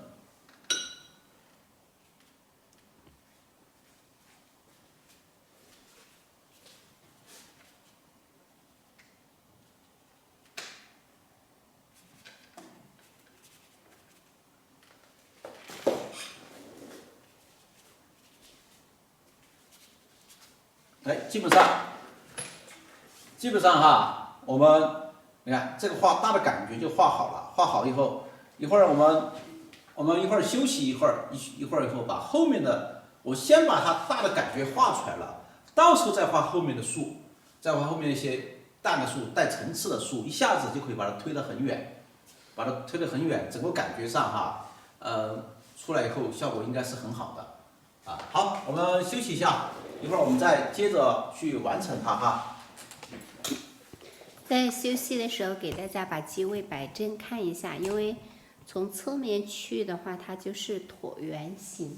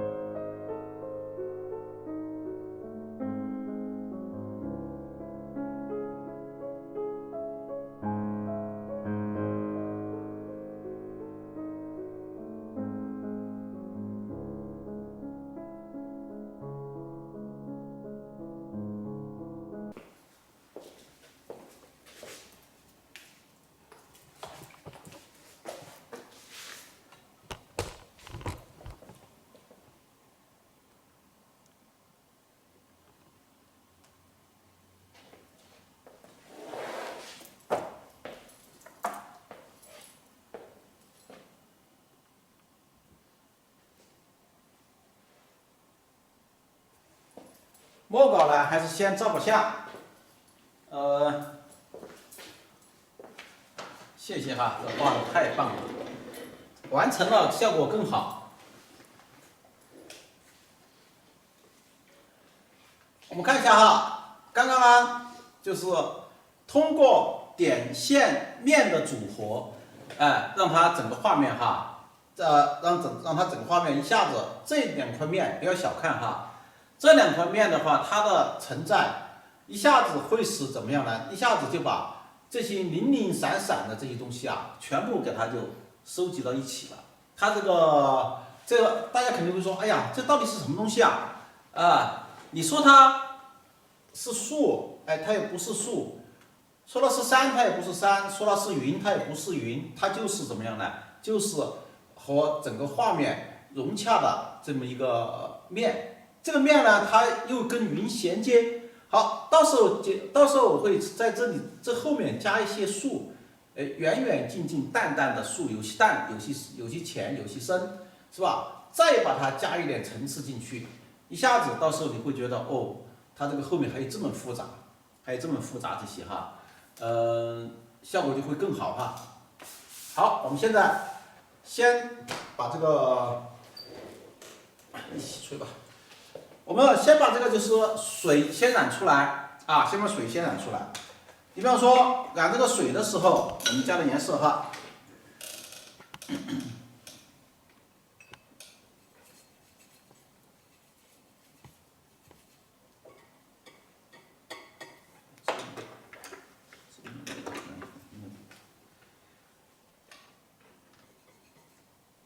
你看这里，首先我调了个太青蓝。本来这里面有很多的墨色，太青蓝一去，这墨色基本上就深绿、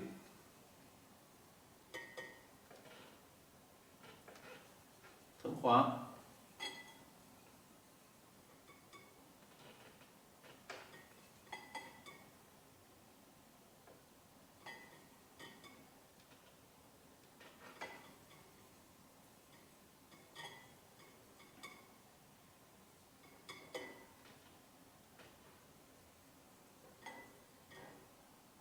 但一次性不要加多了。好，基本上可以了。调好以后，我们干什么呢？水珠的这个石头啊，把它染了。大家看哈，现在我在没染之前，你还觉得这个水还有点花，还不够亮，为什么呢？因为这些石头你看都很亮，比这个水还亮，是吧？那肯定些还不够亮。我现在只需要把水中的石头一染，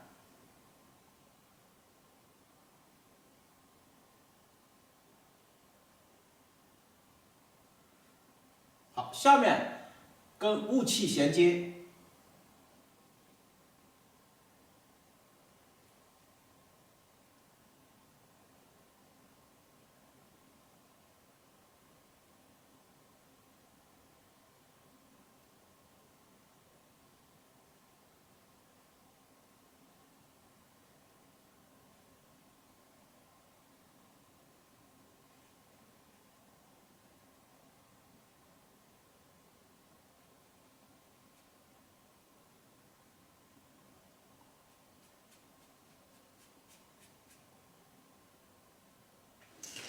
你看我稍微只是染了一小点，马上你就会觉得这边这个水就非常的亮了，是不是啊？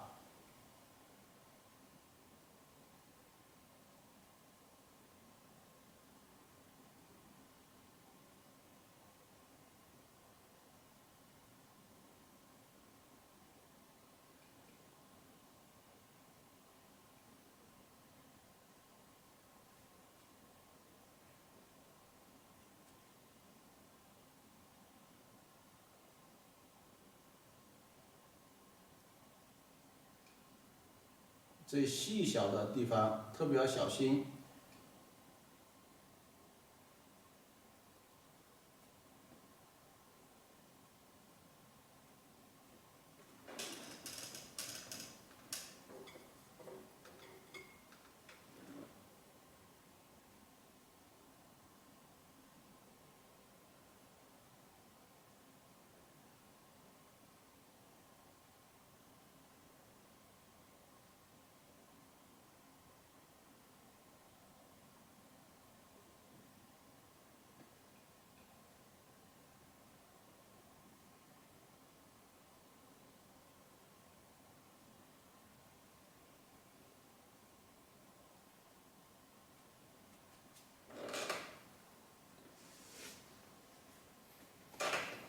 家现在看这个水，是不是这个水就非常的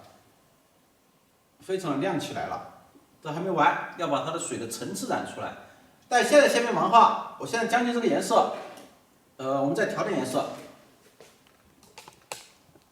你看，我再调一点这个，再调点胭脂进去。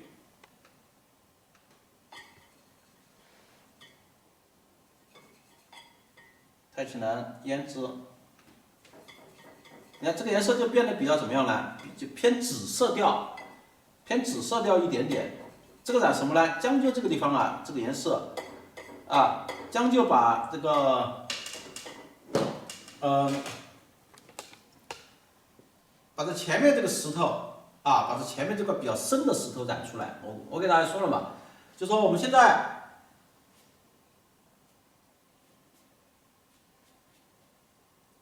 不管这个画的再好再怎么样，它前面的这些啊，一个是个石头，第二个这个树，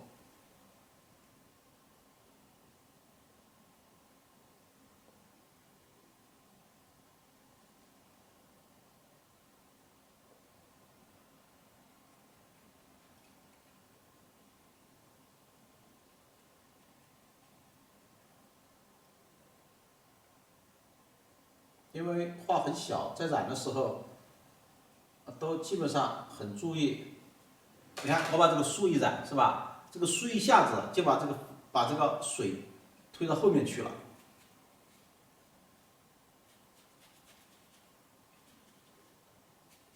刚刚说了，哎，让这一块有点感觉是前面它两个层面，所以你看我把这一块稍微的留了一点。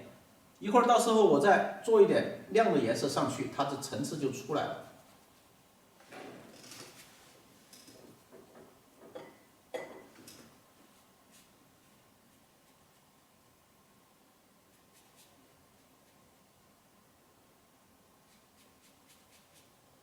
特别小心，染的时候水分少一点，刚好染到位就可以了。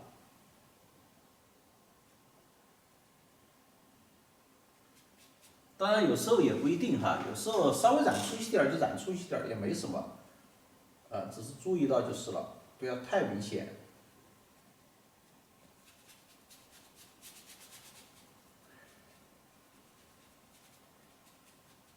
好，你看我把它染了以后，下面这些留了一点这个亮啊，就加点水。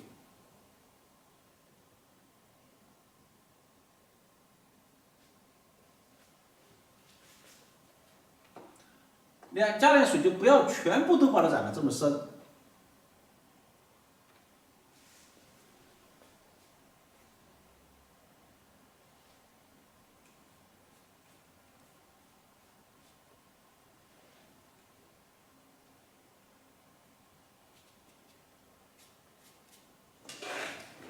好，把这里染了以后，还有一点空间，就干什么？是哪里呢？这里靠近树的，是吧？这里靠近这里的，我们可以就将就加一点点这个加一点点这个太极蓝和藤黄就可以了啊，调的稍微绿一点点。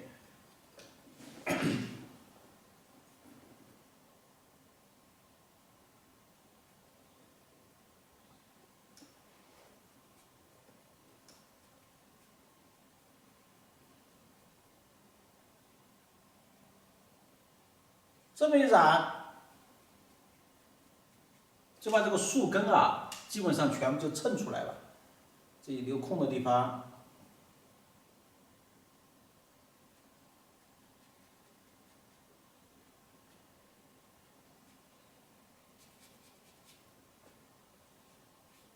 再把它和刚刚的这个颜色过渡一下。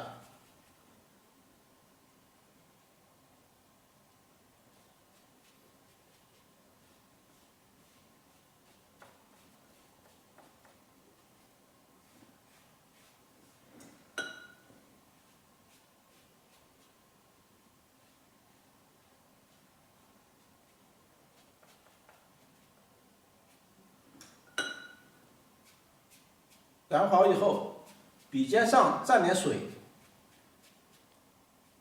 把它和这个树根啊，你看就这么照一下，这时候笔上还残留了一点点这个开始这个颜色，你就这么照一下，你看这么一染，它这个树根也凸出来了，是吧？但是呢，它又不至于说是像太反差太大，是吧？它这样子它就跟整个画面就协调了。染的时候注意，好，把它染好以后，我们这里调的颜色。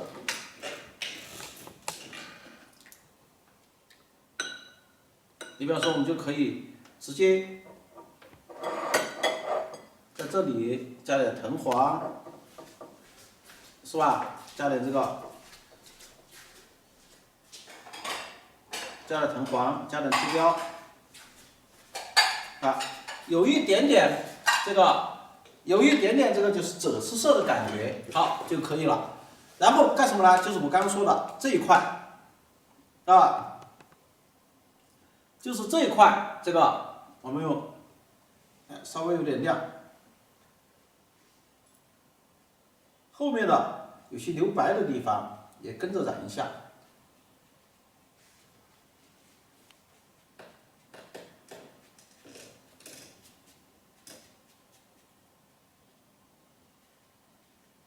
至于后面这些亮啊，这些空档处，到时候都统一染一种很透明的颜色啊，染一种很透明的颜色，把它染了，这就可以了。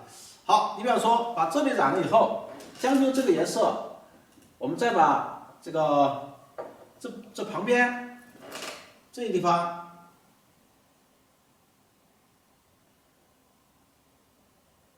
再把它染一下。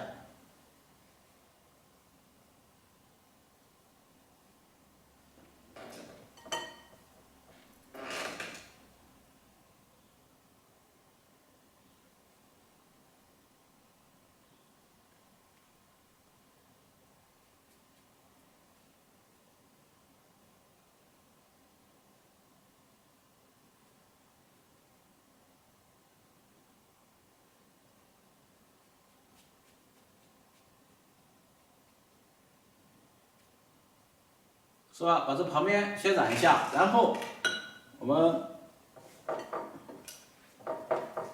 这边这个颜色，再将这个颜色，把这后面啊这些都是整个画面来说，他们都不算主角，说基本上都把它压下来了。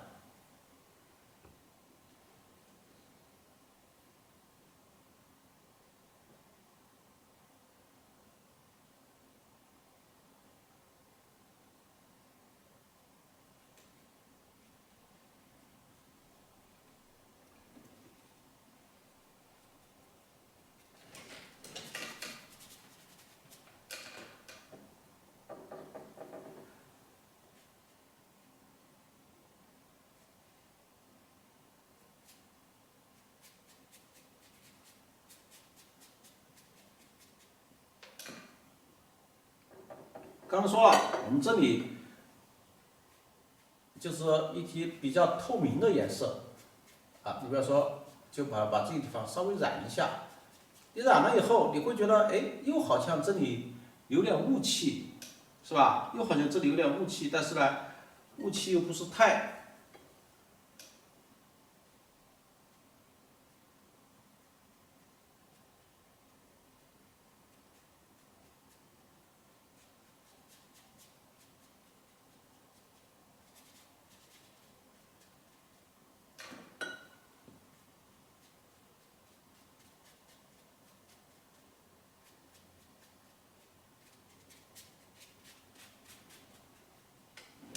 好，现在我把这里染了以后，这就留下了这一点。这一点的话，它就要跟这边的呼应。如果这边倒是染得很亮的话，这里就是跟它呼应的啊，跟它呼应的。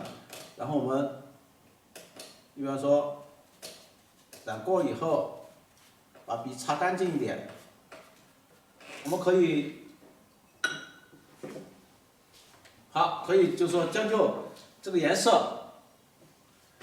有些地方稍微过渡一下，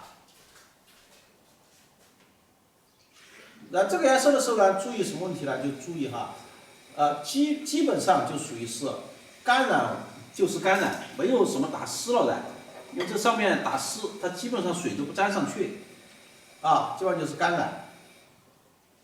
所以说染的时候特别要小心特别要小心它的一些过渡这些啊。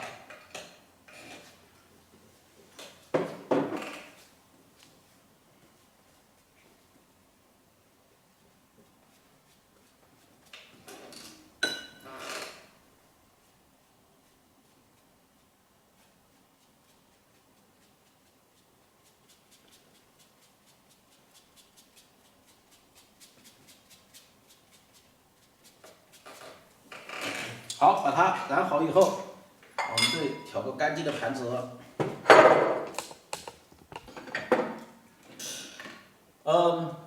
把笔开始也是擦得很干，是吧？擦得很干。现在就干什么呢？就把这几棵树把它染得亮一点。怎么染得亮呢？你比方说，把笔首先洗干了，洗得很干净。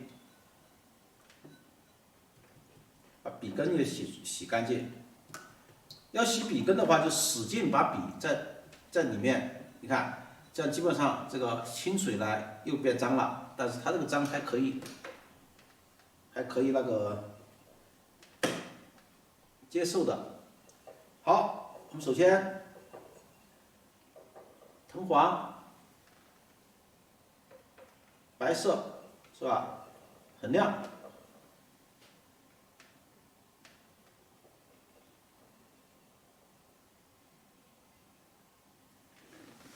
基本上就是藤黄白色。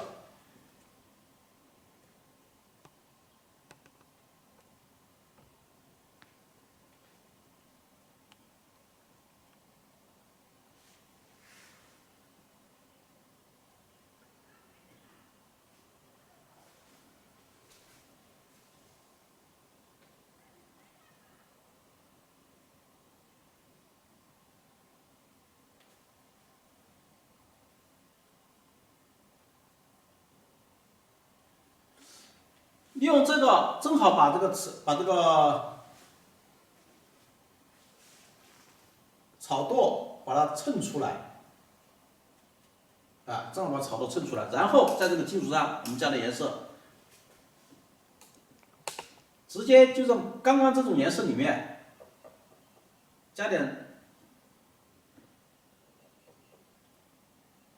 朱标色，是吧？然后我们在有房子的地方，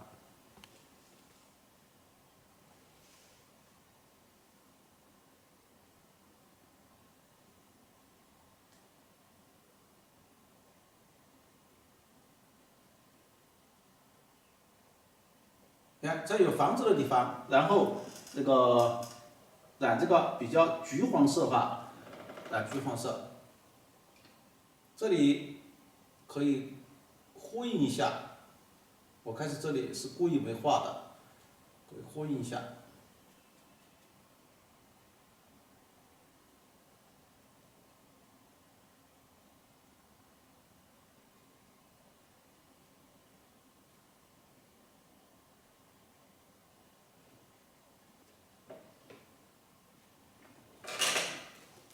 你看这一块是染的就特别的亮，是不是啊？然后这里呼应它一下，这里呼应呢就不要这么亮嘛。我们在这个基础上再加点颜色，再加点山绿，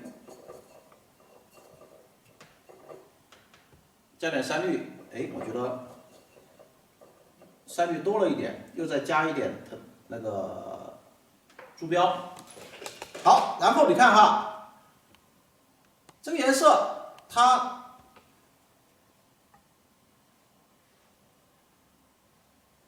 你看，它相对于这旁边来说呢，它是很亮的，但是相对于这边来说呢，它没这么亮，它就起了一个什么呼应的作用。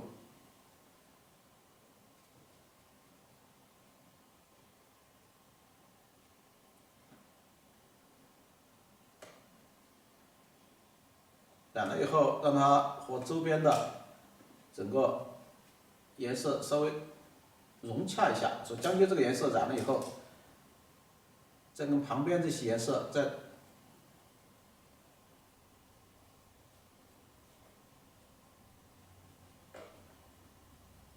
融洽一下。好，这里就感觉好像是个草坪啊，或者是有点什么这个梯田，或者有点田的感觉。哎，这里的这个也是一样的，我们这里加点颜色哈。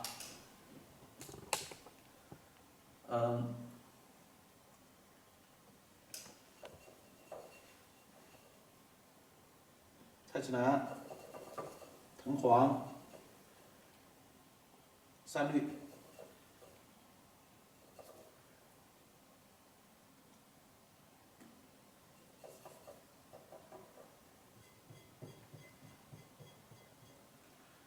好，把它这个偏绿一点，感觉到里面哎有一些，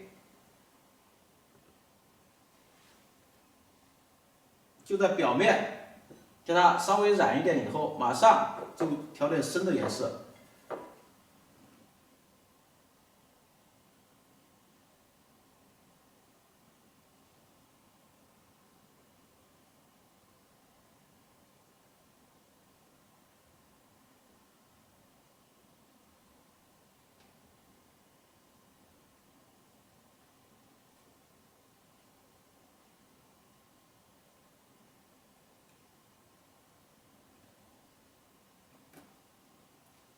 你看，我把所有要调的颜色都会和周围这些过渡一下，让它们融洽。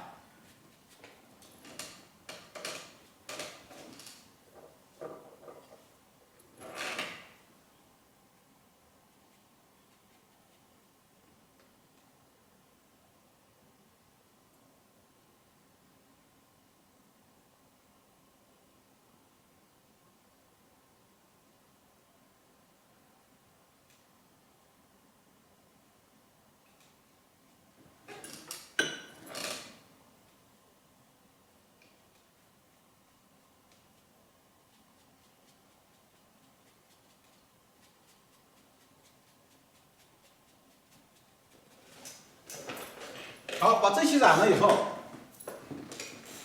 然后我们这个再加一些什么？再把这个树先染了啊，再把这个树先染了。染了以后，我们这里调颜色哈。先可以染比较深的颜色，所以我这里正好有比较深的地方。太极蓝、胭脂、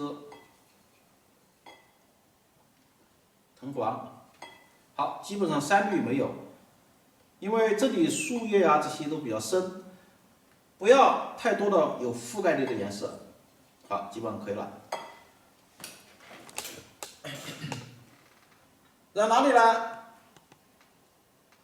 这个深的地方啊，就是染你认为块面比较，你看刚刚在点的时候，有些块面比较大，有些块比较小哈。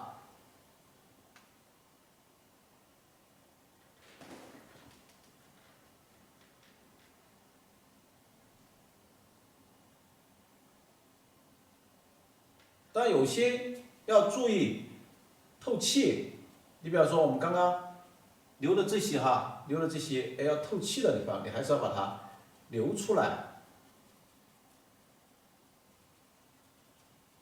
用点染的形式来染也可以。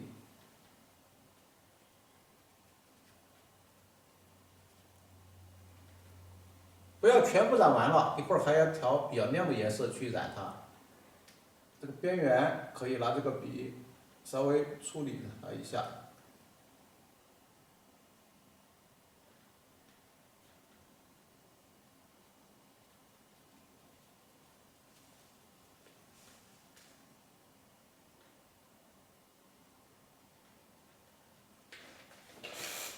好，你看，我们就把它染好，染好以后，我们再调点颜色。大家看哈，我们现在这个里面它将就这个笔，刚刚这个染的这个深的颜色这个笔，我们蘸点水，这里这里是刚刚染填的这个颜色哈，沾点水，加点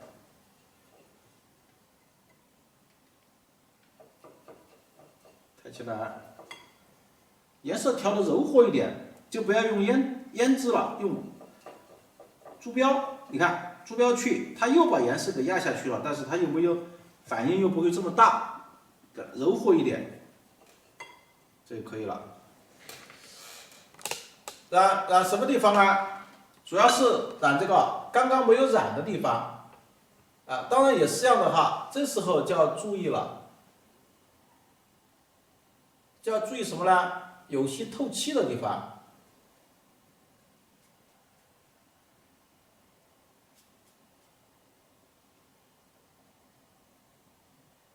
有些透气的地方把它留下来。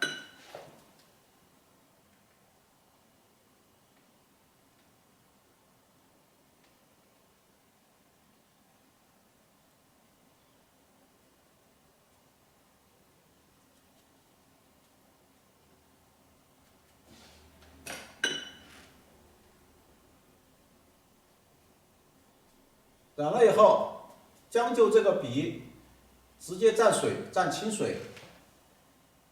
好，就把它往下染，这样就把我们开始染的淡的这个树叶呀，和这个整个这个云衔接起来。好，这个时候你看，我们就开始一直的往下。这鼻尖其实就已经基本上是水分了，啊，但是有一点点颜色，我们可以把整个这个就不用喷湿了，就用这个染的形式。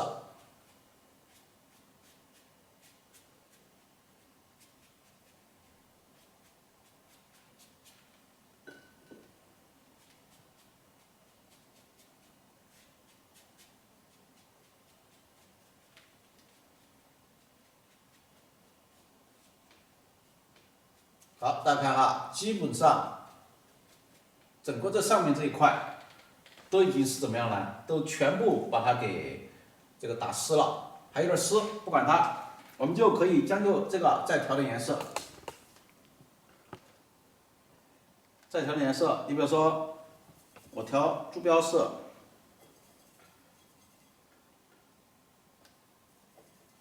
藤黄色是吧？将就这个颜色，这里面有绿色的成分，哎，我就把它调成什么？赭石色，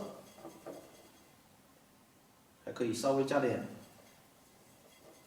胭脂，先调一点比较深的，先调一点比较深的颜色。调好以后，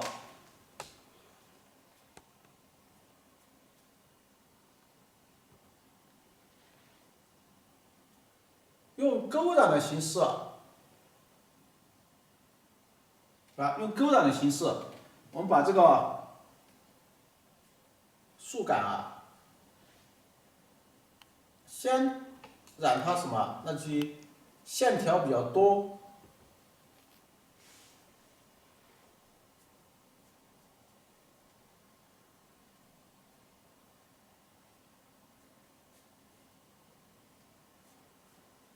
这个该是它深部的，你看染了以后，笔上水分比较干的情况下，擦一下，是吧？这么擦一下，这边也是一样的，我只要把树干，你看把它一染，马上整个这个就协调了。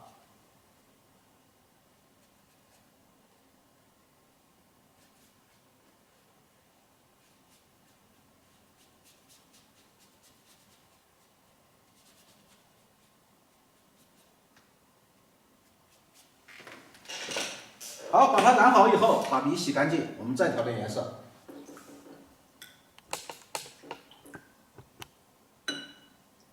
你看，这个时候笔又洗干净了，这时候我们就再加一点点藤黄，这个时候就你看，就稍微一点点就是了。藤黄和珠标色，你看就调出藤黄和珠标色的感觉。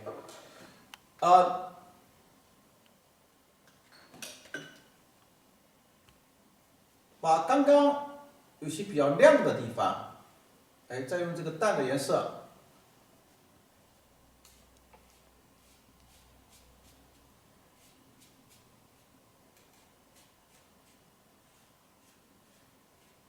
再染一道。染完了以后，还可以把这个颜色呀和周围的环境再融洽一下，是吧？和周围环境融洽一下，这个让它形成一个变化。好，这个时候我们将就刚刚这个颜色，我们再把路啊、桥啊这些路面、桥面啊，这个其实就简单了，是稍微勾一下，这个都很小很小。像这路这些几乎就可以忽略不计。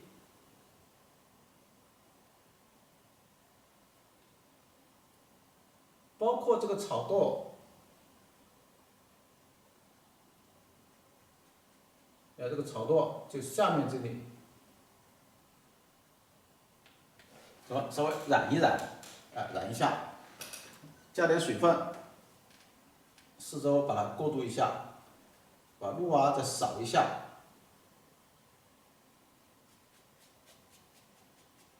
把这些染好以后，我们把水和水的层次染一下。好，你比方说哈，这里这个颜色基本上都是现成的，加一点点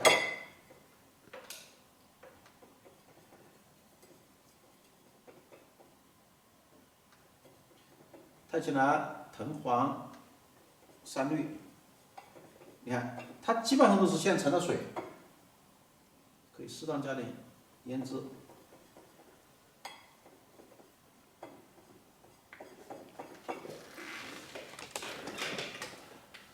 好，我们把这个染好以后，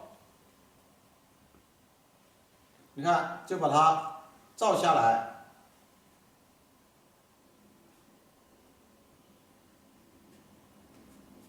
又把开始这个石头再染一下，染完以后，好，然后我们就染水的层次。你看，我现在先把上面这个层一染。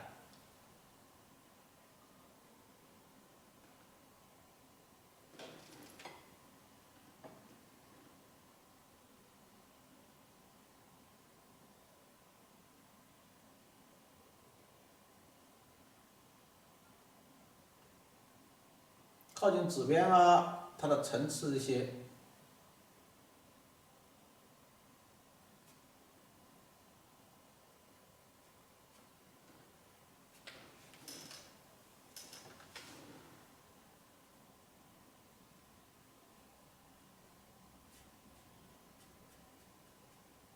把它染了以后，把下面把它收起来，是吧？下面一收，基本上你就看到，哎，它这个。然后再把笔尖蘸点水，笔尖就比较干净一点了，然后再过渡它。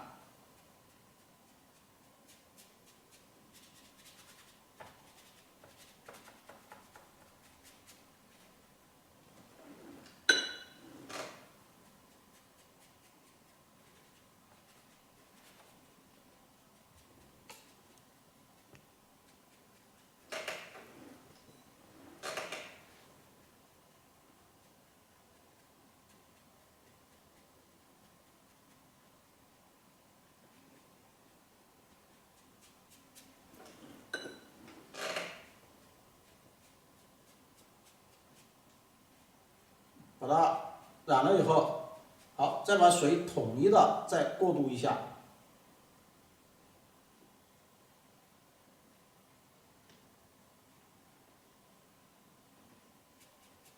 你看，这个时候靠近指边的、靠近石头边上的水，我都让它怎么样呢？都通过烘染，像这边靠近石头边上，这边靠近石头边上，通过烘染都把它压下去了，不要它们到处都在亮，哎，中间流亮，大家看这个水的感觉就出来了。觉得哪里还不够厚，这个时候可以稍微调整一下，加点就是刚刚的颜色，水的颜色，把它调整一下，四周都染一下。你看我们现在看到下面啊，这些都一下子就变得怎么样了？就非常的厚重了，是吧？非常的厚重了。好，这个时候我们就可以再调点颜色，把整个这个染云用我们中式黄来染这个云，我们就可以调点太青蓝、藤黄、山绿，是吧？中式黄来染，边染边看胭脂、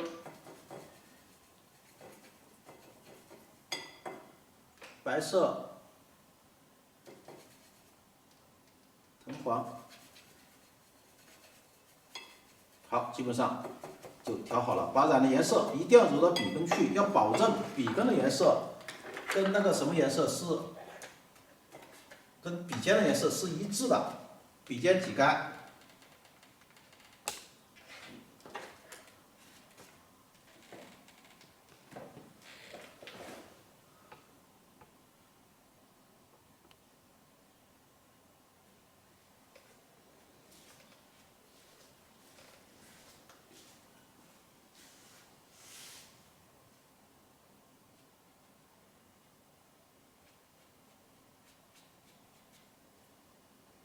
其实现在目前来说哈，就稍微的我们有一点感觉就够了。这个时候云，因为在这幅画面上来说的话，这个云都基本上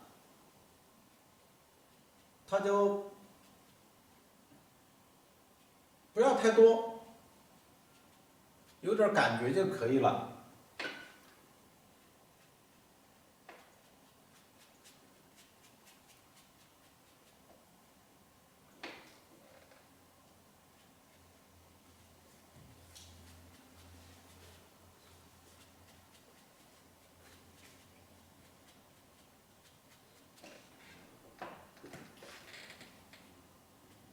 好，将就这个颜色，把这个炊烟把它加重一点。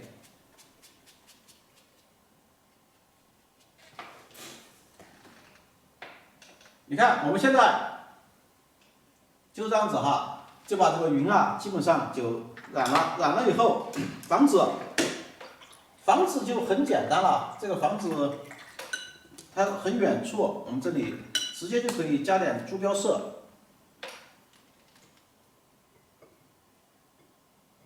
直接加点珠标色。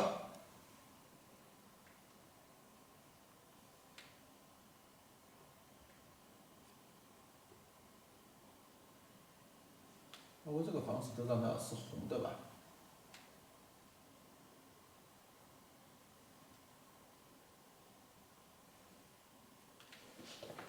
你看，就把它这么一染，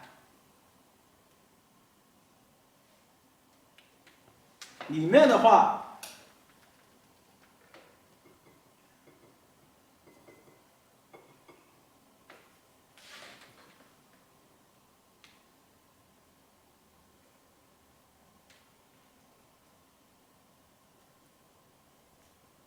把这个瓦面让它把这个就是墙面让它留白。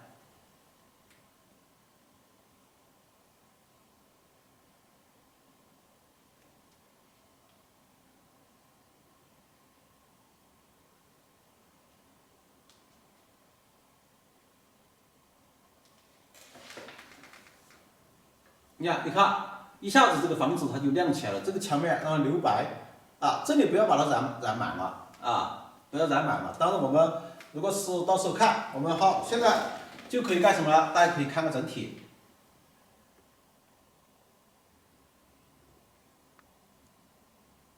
现在你们看的这个云还比较深哈，还比较深。其实干了以后，这个云是很亮的。我马上就把云吹干。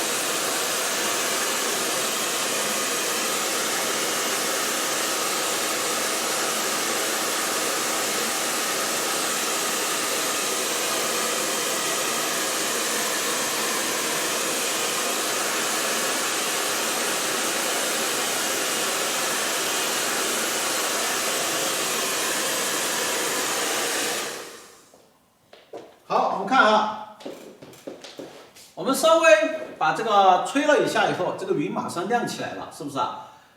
现在大家刚刚看这个房子，可能会觉得，这个房子觉得还有点太怎么样了，太孤独。马上把水一加，把这个树一加，它就不孤独了。你比如说，我们这里就可以加点墨，加点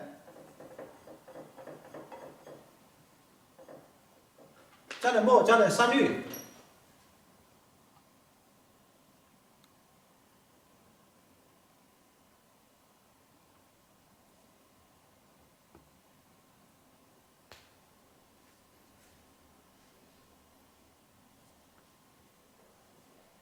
是吧？后面我加一点点，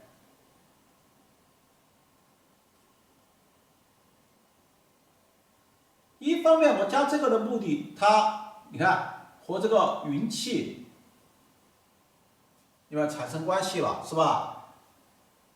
另外一方面呢，我通过加这些树啊，让这个房子它也有层次了。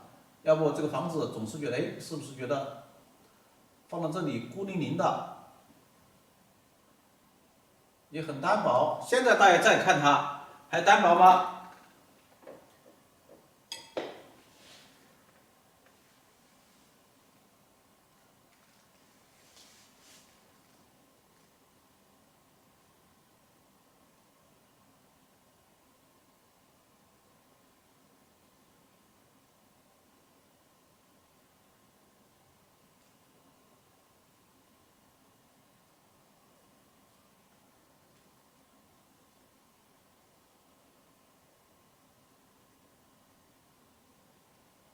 把它稍微点一下，在点的过程中，它的层次感啊，它的厚度就有了，正好利用它是前面的，把后面的云雾啊这些又把它推到后面去了，是吧？这就是可以说是一箭三雕啊，然后把房子衬出来，用它的浓度再把房子加厚，这房子瞬间它就感觉到有层次了，是吧？好，把它画了以后，我们也不要单独的一边，好，这边也是需要。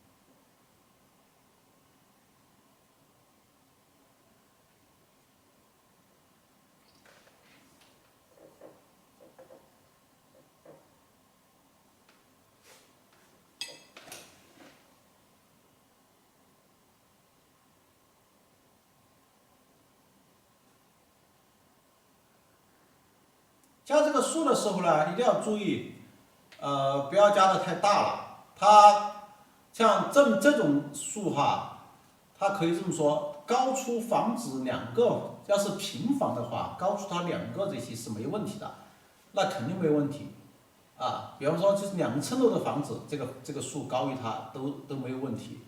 但是你不要高的太离谱啊！你比方说我这个房子。这里这么高，你唰高出它10个，那就太离谱了啊！所以说就是要注意它这个比例问题哈。你看我这么一加，它不但不显得整个画面显得突然加了它显得汤土，反而因为加了它以后，是不是觉得更漂亮了？层次感更好了。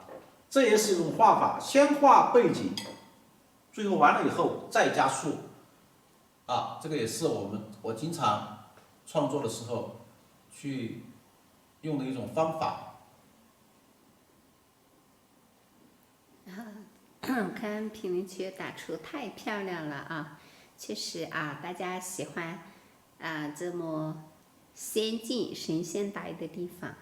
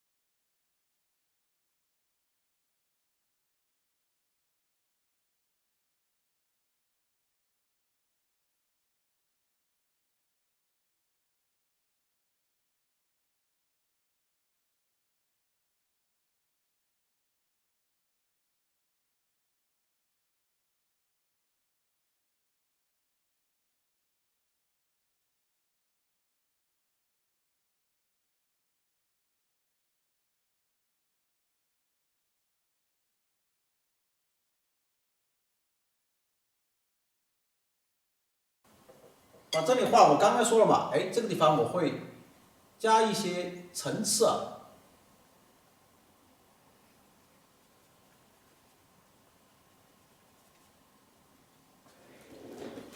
现在大家看哈，是不是这里就加了些层次以后，加了一些层次以后，一下子这里就伸进去了。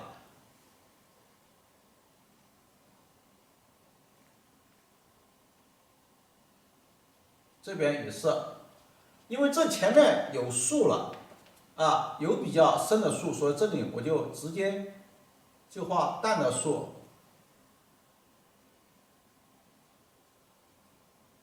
这个炊烟把这个树还挡一点。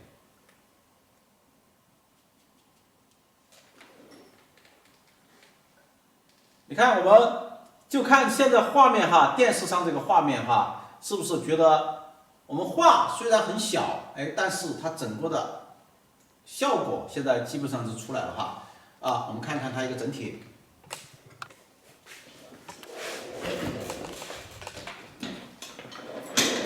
只有看太矮了，只有作者说了。